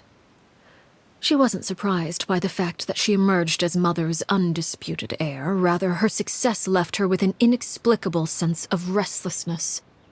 She was unsettled, and there was only one thing that could quell that sensation. Perhaps you two would like to take a guess as to what it was? Crucibina, you mean? But... Correct. This is the place where Peruere killed her best friend. A mere year later, this is also the place where she fought tooth and nail to kill the mother they shared.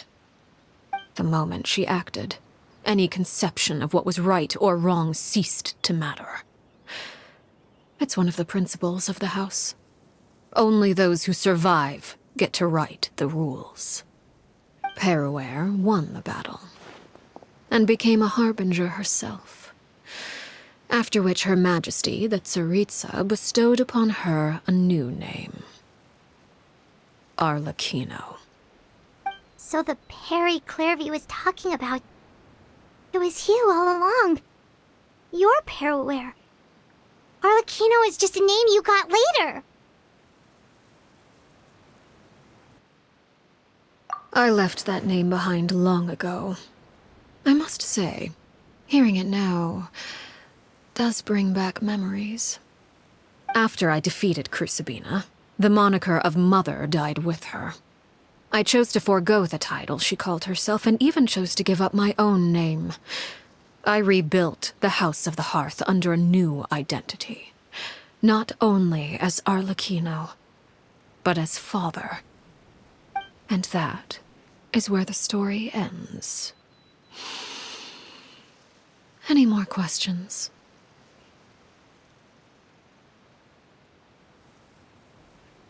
Yeah. Based on what you just told us, Clairvy wasn't a little kid when she was killed. So the Clairvy we met... Was she really a spirit at all? I suppose you could call her an illusion born of flame. Her existence is like ashes to a fire. Something left over in the wake of blaze and ruin. You see, a certain power runs through my veins. It's not unlike a curse. My flames leave behind shadows of anything they consume. Of course, the chances of those shadows morphing into a sentient entity are exceedingly slim. Clairvy is a very special case. Clairvy died when she was 16 years old, but what emerged from the flames was her 6-year-old self. Her appearance wasn't the only thing affected. Most of her memories were lost to the blaze as well. Memory is a mysterious thing indeed. Losing a portion of your memories will alter your sense of self. Lose 10 years' worth, however, and it would be like living in the past. Like returning to a version of yourself that never grew up. No wonder Paimon got such a weird feeling when we were talking to her. Perhaps I should put it this way. Clairvy is someone trapped in time. It may seem like she exists with us in the present, but she truly lives in the confines of her own past. So if all of that is true, then you must have known about Clairvy for a long time. Indeed. She's a rather volatile and unstable entity. Sometimes she would look after the children. She's even saved some of their lives. But other times, she would hide from me and become obsessed with revealing the truth about the house to anyone who will listen. Shadows don't have the capacity to learn or grow. Any new information they encounter is quickly forgotten over time. Your attempts to expose Clairvy to sunlight, they failed, yes? The reason is actually quite simple. In Clairvy's mind, the house is impossible to escape, and it is this very perception that traps her there. But no matter. All I have to do is kill her again, and all will be resolved. I don't anticipate so much as a single speck of ash will be left behind this time. Wait! Paimon can understand why you might want her gone, but isn't there another way? So what if she's trapped in her 6-year-old self? She's still your friend! At least talk to her first!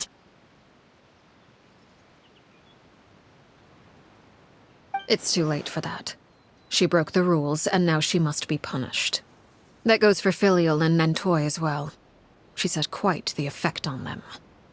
I hope you understand. The difference between Crucibina and myself lies in our formulation of the rules, not our policy for enforcing them. Upholding the rules without question is a trait we both share, because that is how a household should be run. Is this really what you want to do? Whatever could you mean? Don't you want to say a proper goodbye at least? Whether as a killer or as a father, there are two things that must be avoided at all costs: anger and sorrow. Anger makes you impulsive. Sorrow causes you to waver. Well, it appears it's about time to proceed. Before we arrived, I told some of my well-behaved children to bring our troublemakers here by nightfall. I do believe I've kept my end of the deal. I gave your friends quite a bit more time. As for what happens now, we'll just have to wait and see.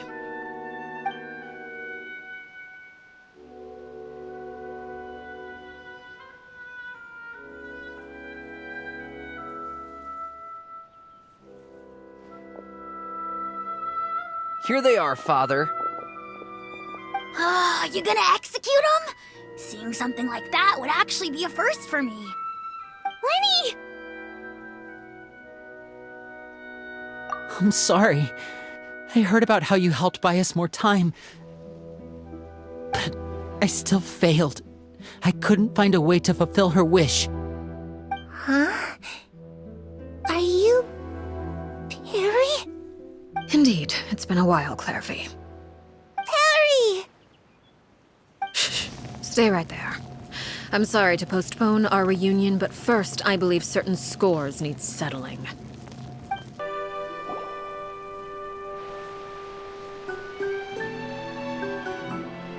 Father, let me explain. Out of my way. Father! You chose to conceal a threat to the house. And for that, you must be punished. Overall, however, I suppose your wrongdoing is hardly the most egregious of the bunch, so I'll deal with your punishments later. As for right now, the more pressing concerns are the traitors among us. By traitors? Do you mean us? Father, let me explain. We didn't mean to— Fultz, why don't you share what you heard? Yes, Father. Secret Midnight Meeting number 3. Participants, Filial, Nantoi, Sato, Toddy. Nantoi clearly said, if only Father wasn't the one who took us in. Sato added, I'm sick of this life. I just want to live as a normal person. Filial was the worst of them all. She called us crazies and said a bunch of mean things about Father. I did not! You're lying! Fultz is trying to frame us. It's not like I'm the only one who heard those things. After that, you and Toddy and a bunch of other people started talking about Clairvy. You were using all those things Clairvy brought up as an excuse to question Father. We're birds locked in a cage. The only way out is to destroy it. That's what you said, wasn't it? You little. You just want me gone, don't you?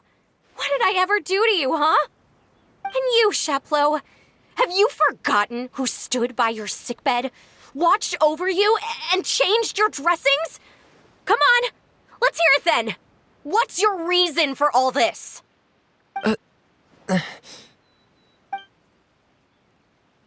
You're wrong, Filial. We don't want you to die. You're our family. Liar. You wouldn't be doing this if that were the case. So why? Why have you backed us into a corner? We all live in the House of the Hearth. You know the type of work we do, Filial. A single betrayal can cost dozens of us our lives. It's not like it's never happened before. That kind of thing is hard to forget. That's why the House of the Hearth cannot tolerate any form of betrayal. Ever since we came to Poisson, you've had 7 secret meetings. A lot of the things you talked about really crossed the line. You've been spying on us for half a month? Wait a second. Now that I think about it, the move to Poisson was just a way to make it easier to spy on us, wasn't it? Because we were all in one place. You've had this planned all along. Filial, Nantoi, I'm sorry. I owe you both my life. I owe Clairvy too. If it weren't for all your help after I got poisoned, I wouldn't be standing here today. If this were any other situation, I would do anything to repay that kindness, even if it cost me my life. But rules are rules. I'm sorry. My hands are tied. Why? Why? That's enough, Filial. We made a mistake, and we should own up to it. We broke the rules, plain and simple. And now we have to face the consequences. I'm sorry, Sheplo. Fultz. I'm sorry, Father. We accept our punishment. Sheplo, according to the rules of the House of the Hearth, how should these traitors be punished? All those who betray the house pay with their lives. And so it shall be.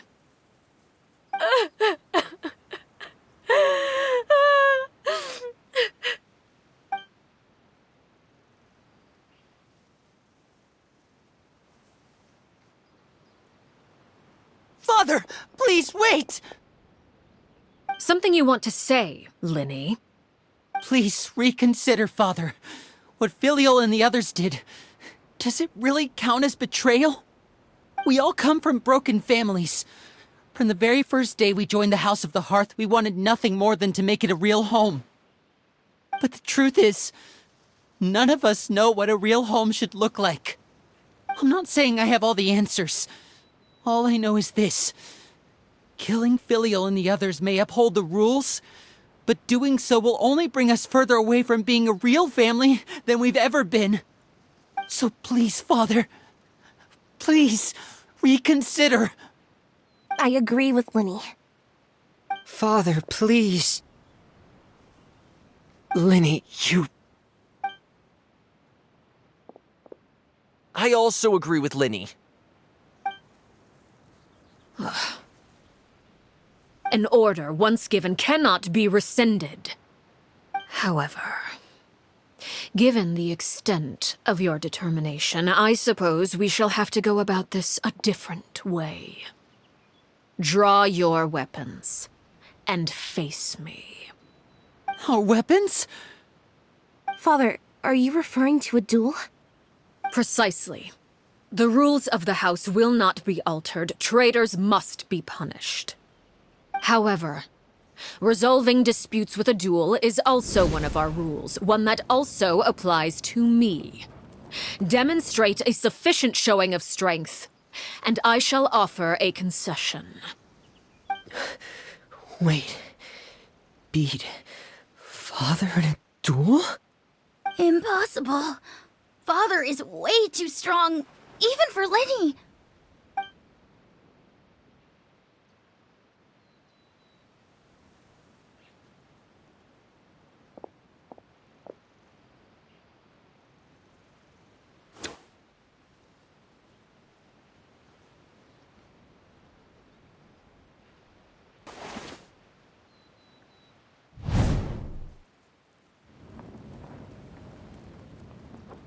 Did you hear that, Traveler?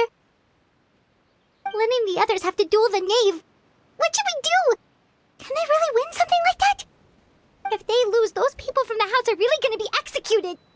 Hey, are you listening?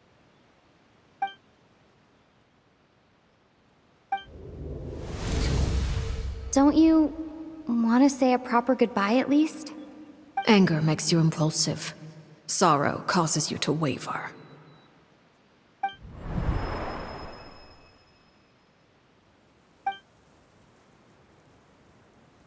Oh, looking at that expression on her face, she seems really serious about this. Guess that means there's no chance she's throwing the duel on purpose, huh? When guests are around, families are often on their best behavior. And any disputes are less likely to escalate. When the time comes, make the choice that you deem most appropriate in the situation, and lend your help to the House of the Hearth. What's wrong, Traveler? Hey, where are you going? Traveler? You're asking to join the duel against the knave? I'll allow it. We do have a ready-made dueling ring at our disposal, after all. All I would advise is this. Keep a firm grasp on your weapon, and give it your all. Any less, and you may just lose your life.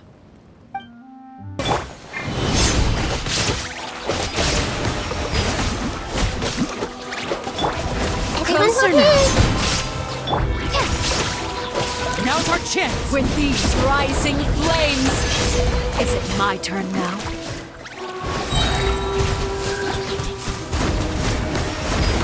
Bombs away!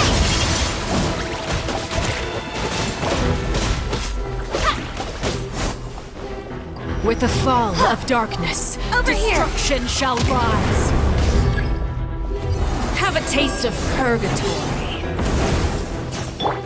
Stop that! May I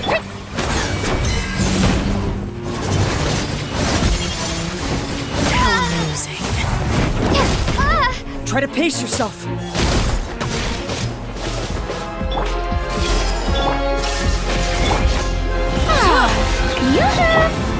Watch out for Father's movements!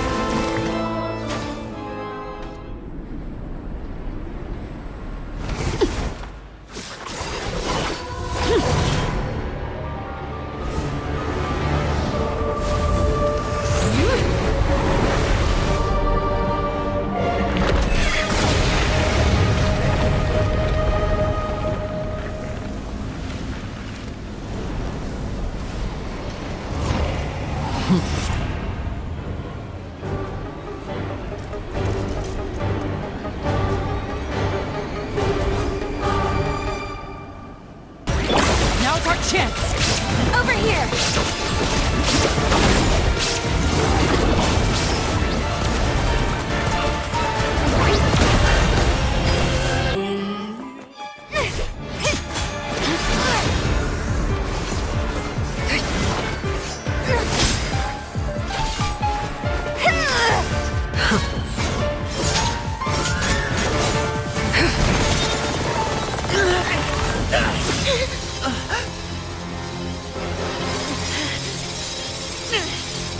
You should know better than to crowd in one place.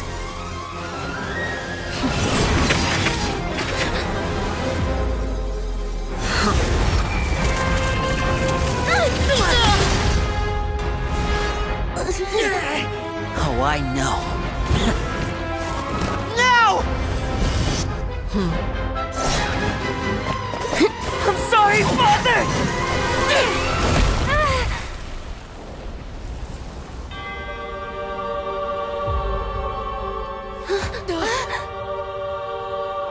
Sorry for what? This pitiful excuse for an attack.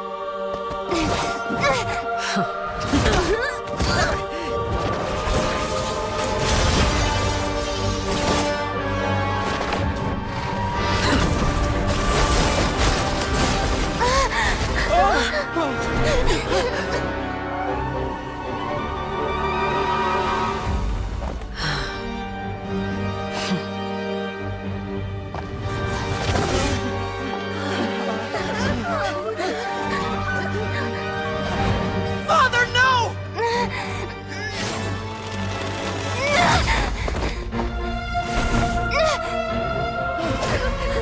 Made it out, did you? You're stronger than I expected.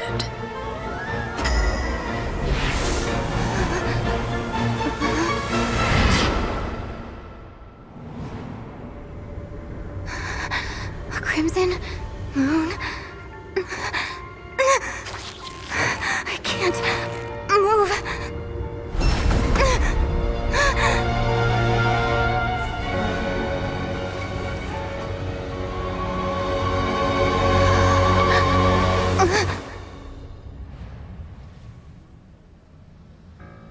Still, not strong enough to beat me.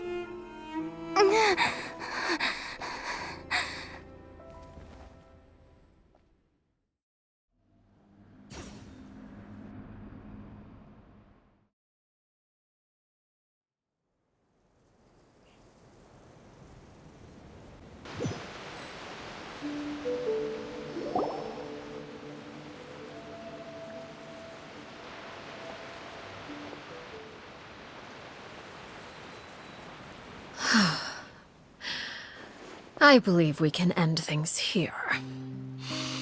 It's not often that we get to enjoy the company of guests, after all. We wouldn't want things to get too out of hand. Brother, are you alright? Lenny! Given that I am the victor of this duel, as agreed, the punishment stands. No! I never thought things would end like this. However, everyone involved in the duel demonstrated a remarkable level of strength and determination. In light of this, I'm prepared to change the method of execution. Elwar, the bottled flames I gave you for safekeeping. Do you still have them? Yes? I wasn't sure what they were for, but I've kept them super safe. I didn't lose a single one. Wonderful. Then, in just a moment, I'll have you administer them. Bottled flames? Indeed. They're the product of a secret experiment. Under certain special circumstances, flames can be extracted from my person and preserved. Once ingested, searing pain will spread across every inch of your body. No harm will come to you physically, but your memories will be burned away. If you can withstand the pain. When you awake, you'll have forgotten everything you know about the House of the Hearth, and will be expelled from the organization. In other words, administering this concoction will kill the version of you that grew up in the house, and give you a new identity.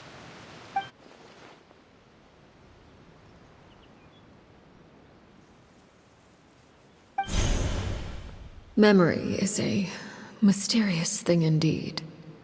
Losing a portion of your memories will alter your sense of self.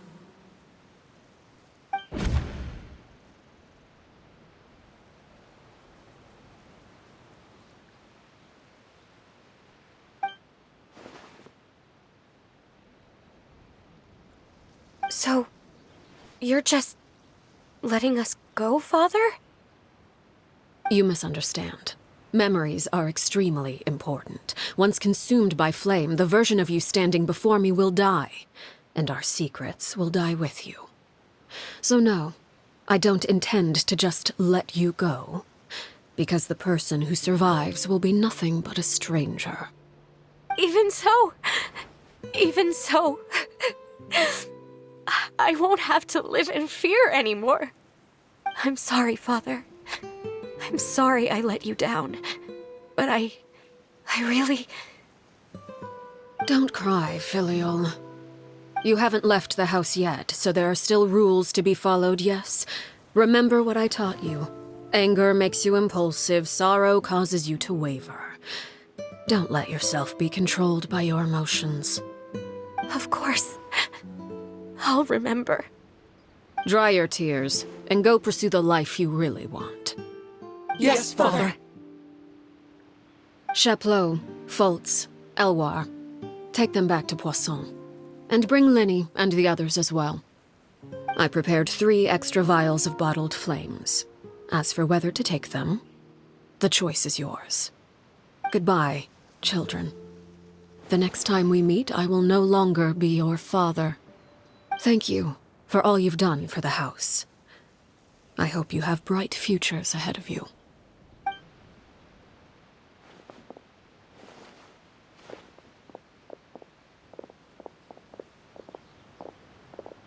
Father.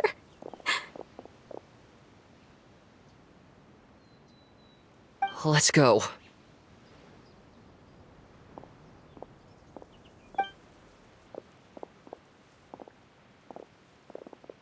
Here, grab my arm, Linny. I'll help you walk back. Thank you.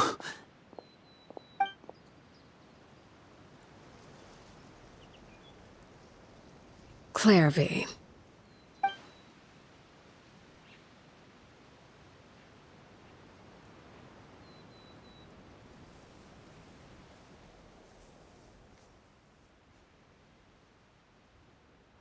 Can we talk now? I've been waiting for a super long time. You really are Perry, aren't you? I haven't seen you in so long. How come you're all grown up? Wait, did I somehow travel to the future on accident? Or am I dreaming? What a long dream. Neither. You died, Clairvy. That's what happened. You could have at least sugarcoated it a little. Look, she's that speechless. Oh. Okay then. Huh? That's it? You accepted it just like that? Yep. If that's what Perry says happened, then I believe her. Perry wouldn't lie to me. Plus, I don't really need to know why I'm like this. I'm more curious about what happens in the future. If you're a harbinger now, Perry, that means Mother is gone, isn't she? Can you tell me about it? I want to know what happened to her. And to me. You never stopped trying to defy fate. At first, no one believed you. You could only vent your frustrations to the moon. In fact, you often sought comfort in the night sky. You wanted to see the aurora, so one night we promised each other we would go to Snezhnaya to see it together. Later on, you tried to run away, but you were brought back each time. Mother spared your life, but it wasn't out of kindness. Instead, she decided to make an example of you by slowly torturing you over time. That way, the other children would know what happens to traitors. Still, you never gave up. Mother hoped that through ruthless duel after ruthless duel, she would be able to crown an ultimate victor among the children she raised. But you called on everyone to unite, to fight to a draw in order to reduce casualties. Your efforts may have only delayed the inevitable, but still. You gave them hope. You tried everything you could think of, but every attempt ended in failure. Still, You never turned your sword on Crucibina, and you never turned it on me. On that gloomy day, you told me, "For the last 16 years of my life, I've done everything I can to fight for freedom. But now, I realize that the only freedom I truly possess is the freedom to choose to die." I never imagined I would say something like that. I must have been feeling really worn down. But somehow, I still think I understand. According to Mother's plan, only one of us was going to make it until the end. And I always hoped that person would be you. If I could do it all over again, I still don't think I would make a different choice.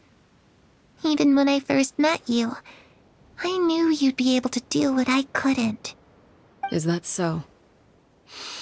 Even now, I'm not sure I truly understand what kind of freedom you were trying to pursue. But as the head of the House of the Hearth, and as the children's father, I've tried to give them the most basic of freedoms. The freedom to choose their own fate. It's something I discussed with the Iudex of Fontaine. The children who want to leave the house will have their memories wiped clean of all secrets pertaining to the organization. In return, they will be allowed to live a normal life in Fontaine without being prosecuted for their past. Of course, I won't simply hand freedom to them on a silver platter. They have to fight for it and prove themselves worthy of it. Only freedom that is earned has true value. That's more than enough. That's exactly the kind of life I was fighting for.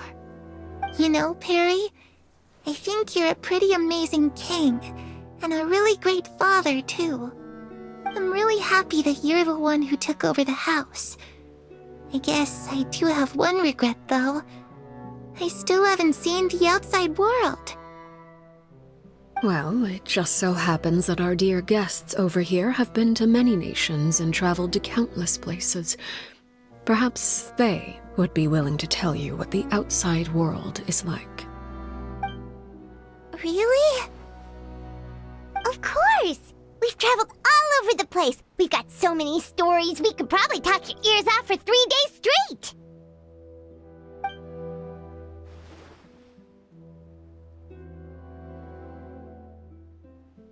You know, I used to dream of being a bard. Playing the lute while singing into the winds of freedom. Even if there was no one there to listen, I would have continued to sing no matter what.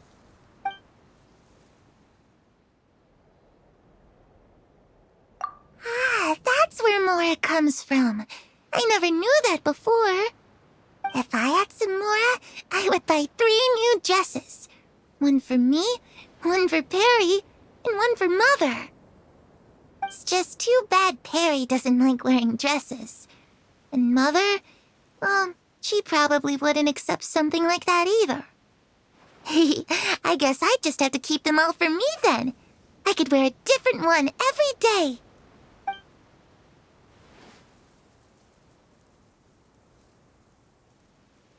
Those yokai you mentioned, what do they look like? I once saw a drawing of this one guy with horns on his head and a super scary face. Are there any yokai like that? Oh, sounds like you're talking about an Oni. Yep, we've met one, and let Paimon tell you, they're not nearly as scary as they look.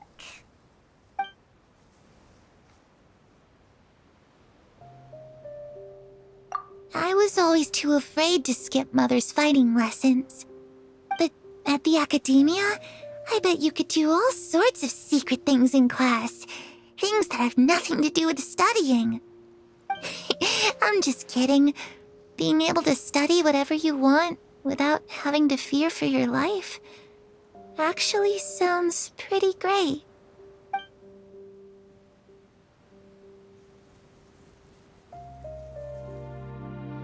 The situation was super dangerous. Lenny and Lynette were accused of committing a crime, and they were going to have to stand trial at the Opera Epicles. Oh no, that must have been hard for all of you. What happened next? Don't worry, we were able to turn the situation around super quickly, all thanks to Detective Paimon, of course. How'd you do that? Come on, tell me! Ahem. Okay, so it was like this. After the failed magic show, we rushed to the scene and...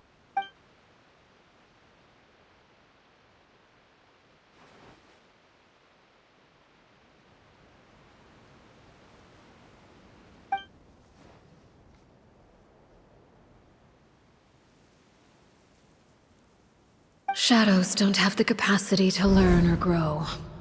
Any new information they encounter is quickly forgotten over time.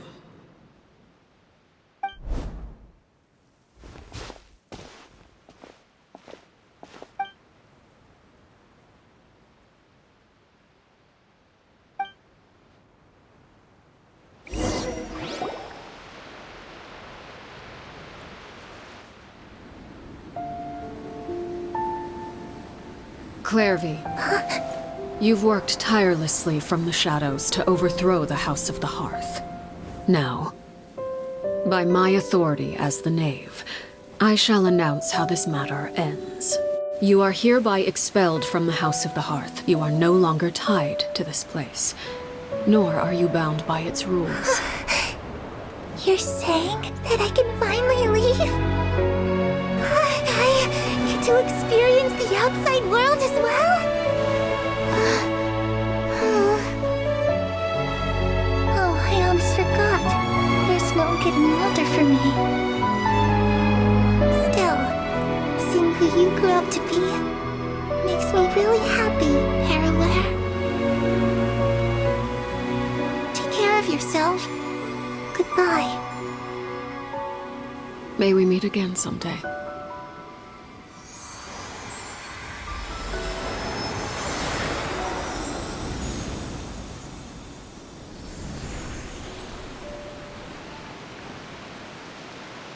Clairvy.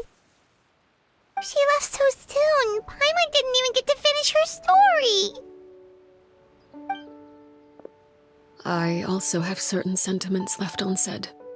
I wanted to tell her that the aurora I saw in Snezhnaya was just as beautiful as the ones in the pictures. But a shadow's memories reset at dawn. Had we delayed any longer, we wouldn't have had the time to say goodbye. Whatever regrets may linger, let them be lost to the coming of a new day. Father? It's Linny! Hey, Linny!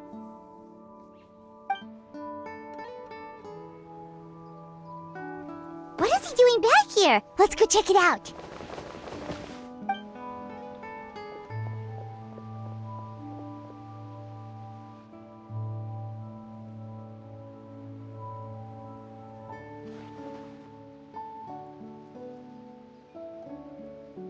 Father, the bottled flames have been administered. Filio and the others have left the house. And you? What have you decided? Thank you for giving us that choice, Father. But we never wanted to leave the house. It's the only home we've ever known. Lynette and Fremine feel the same way. They're recuperating back at the Hotel Bouffe d'été. But I decided to come back and tell you where we stood. I'm sure you're well aware of the expectations I have for you. I want you to follow in my footsteps and become the next king of the house. Yet you seem to have different ideas. I must admit, I'm rather surprised by your decision to stay. There's nothing wrong with choosing to live a quiet life. Leading this organization is a heavy responsibility, one not so easily carried by someone forced onto the throne. I just never understood what you saw in me. What made you believe I was deserving of that throne? You're brave, talented, and, most importantly, you cherish your family. You would do anything to protect them. Even if it costs you your life.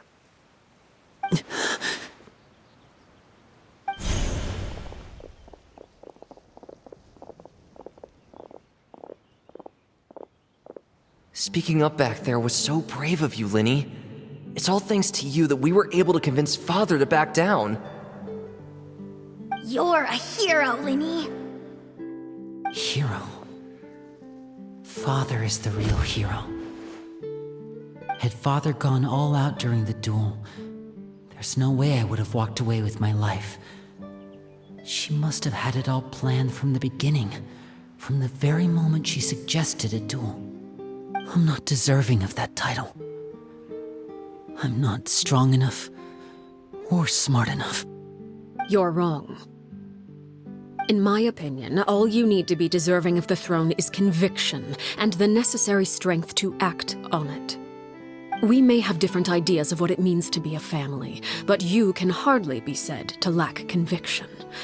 What you truly lack is strength. For someone of your talent, though, that's something that will come with time. Even without that strength, you still chose to face me in a duel, even though the odds were stacked against you.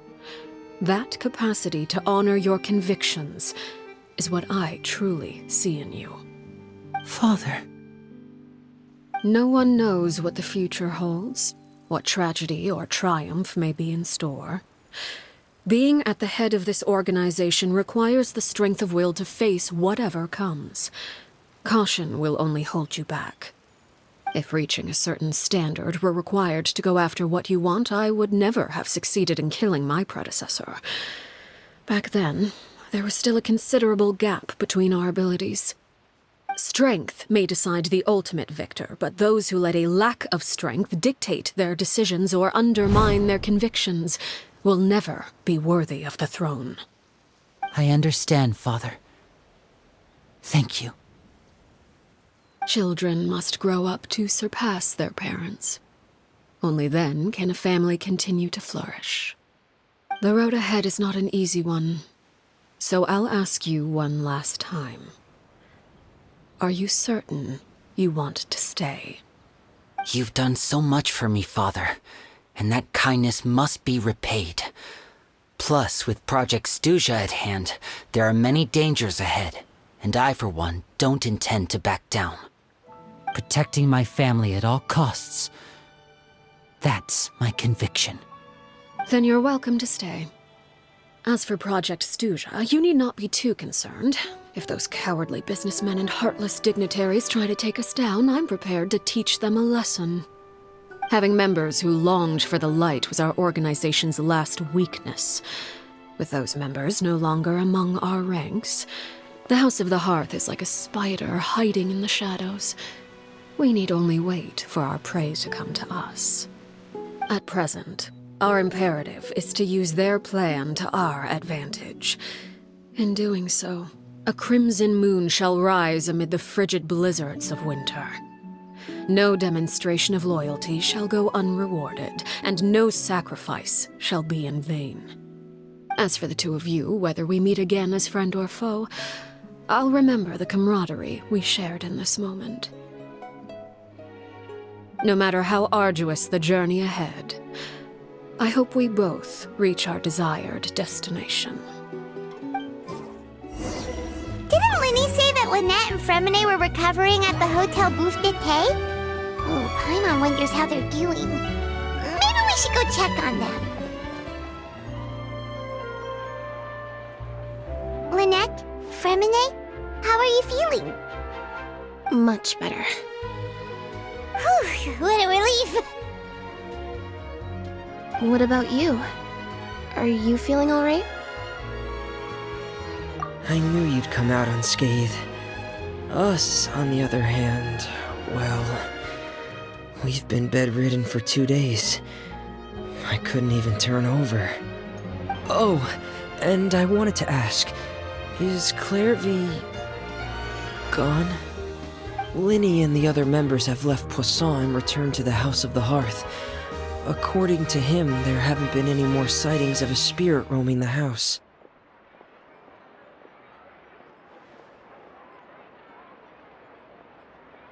I see. I'm glad. Father came to check up on us 2 days ago and told us about what happened with Crusabina and Clairvy. Actually, I I've met Crucibina before. Wait, what? You've met the former knave? Crucibina died a year after Clairvy. It was during the year between their deaths that I joined the House of the Hearth.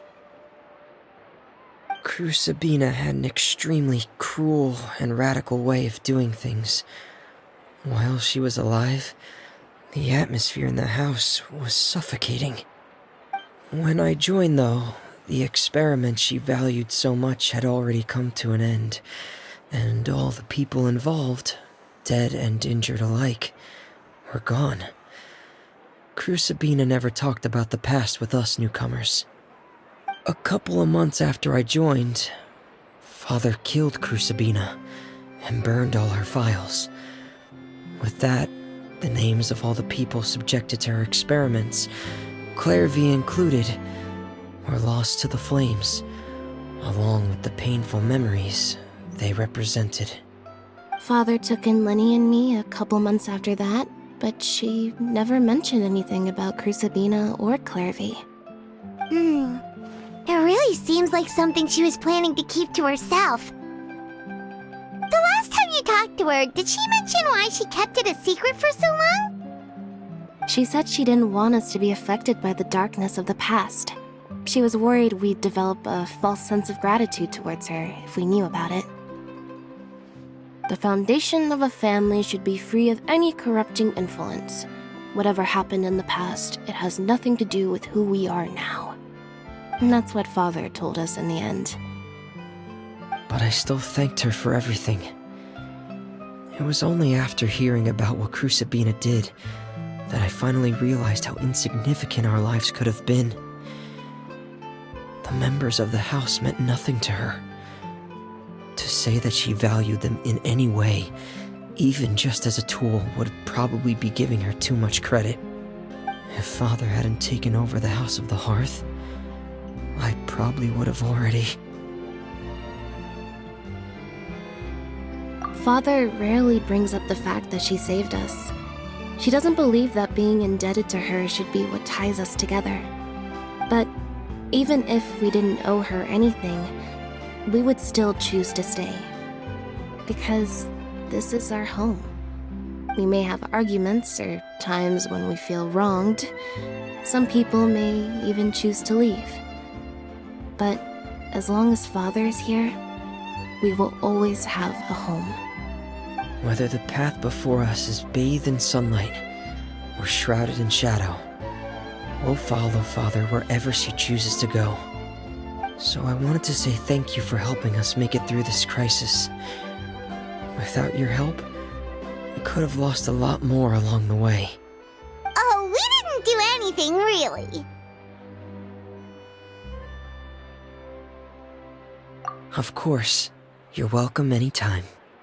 Are Filial and Nantoy okay? I actually saw them at a cafe this morning. They didn't recognize me. From what I could tell, they were drinking coffee and talking about one of the operas that started running recently. They seemed happy. If I had to take a guess, I would say they finally found the kind of life they always wished for.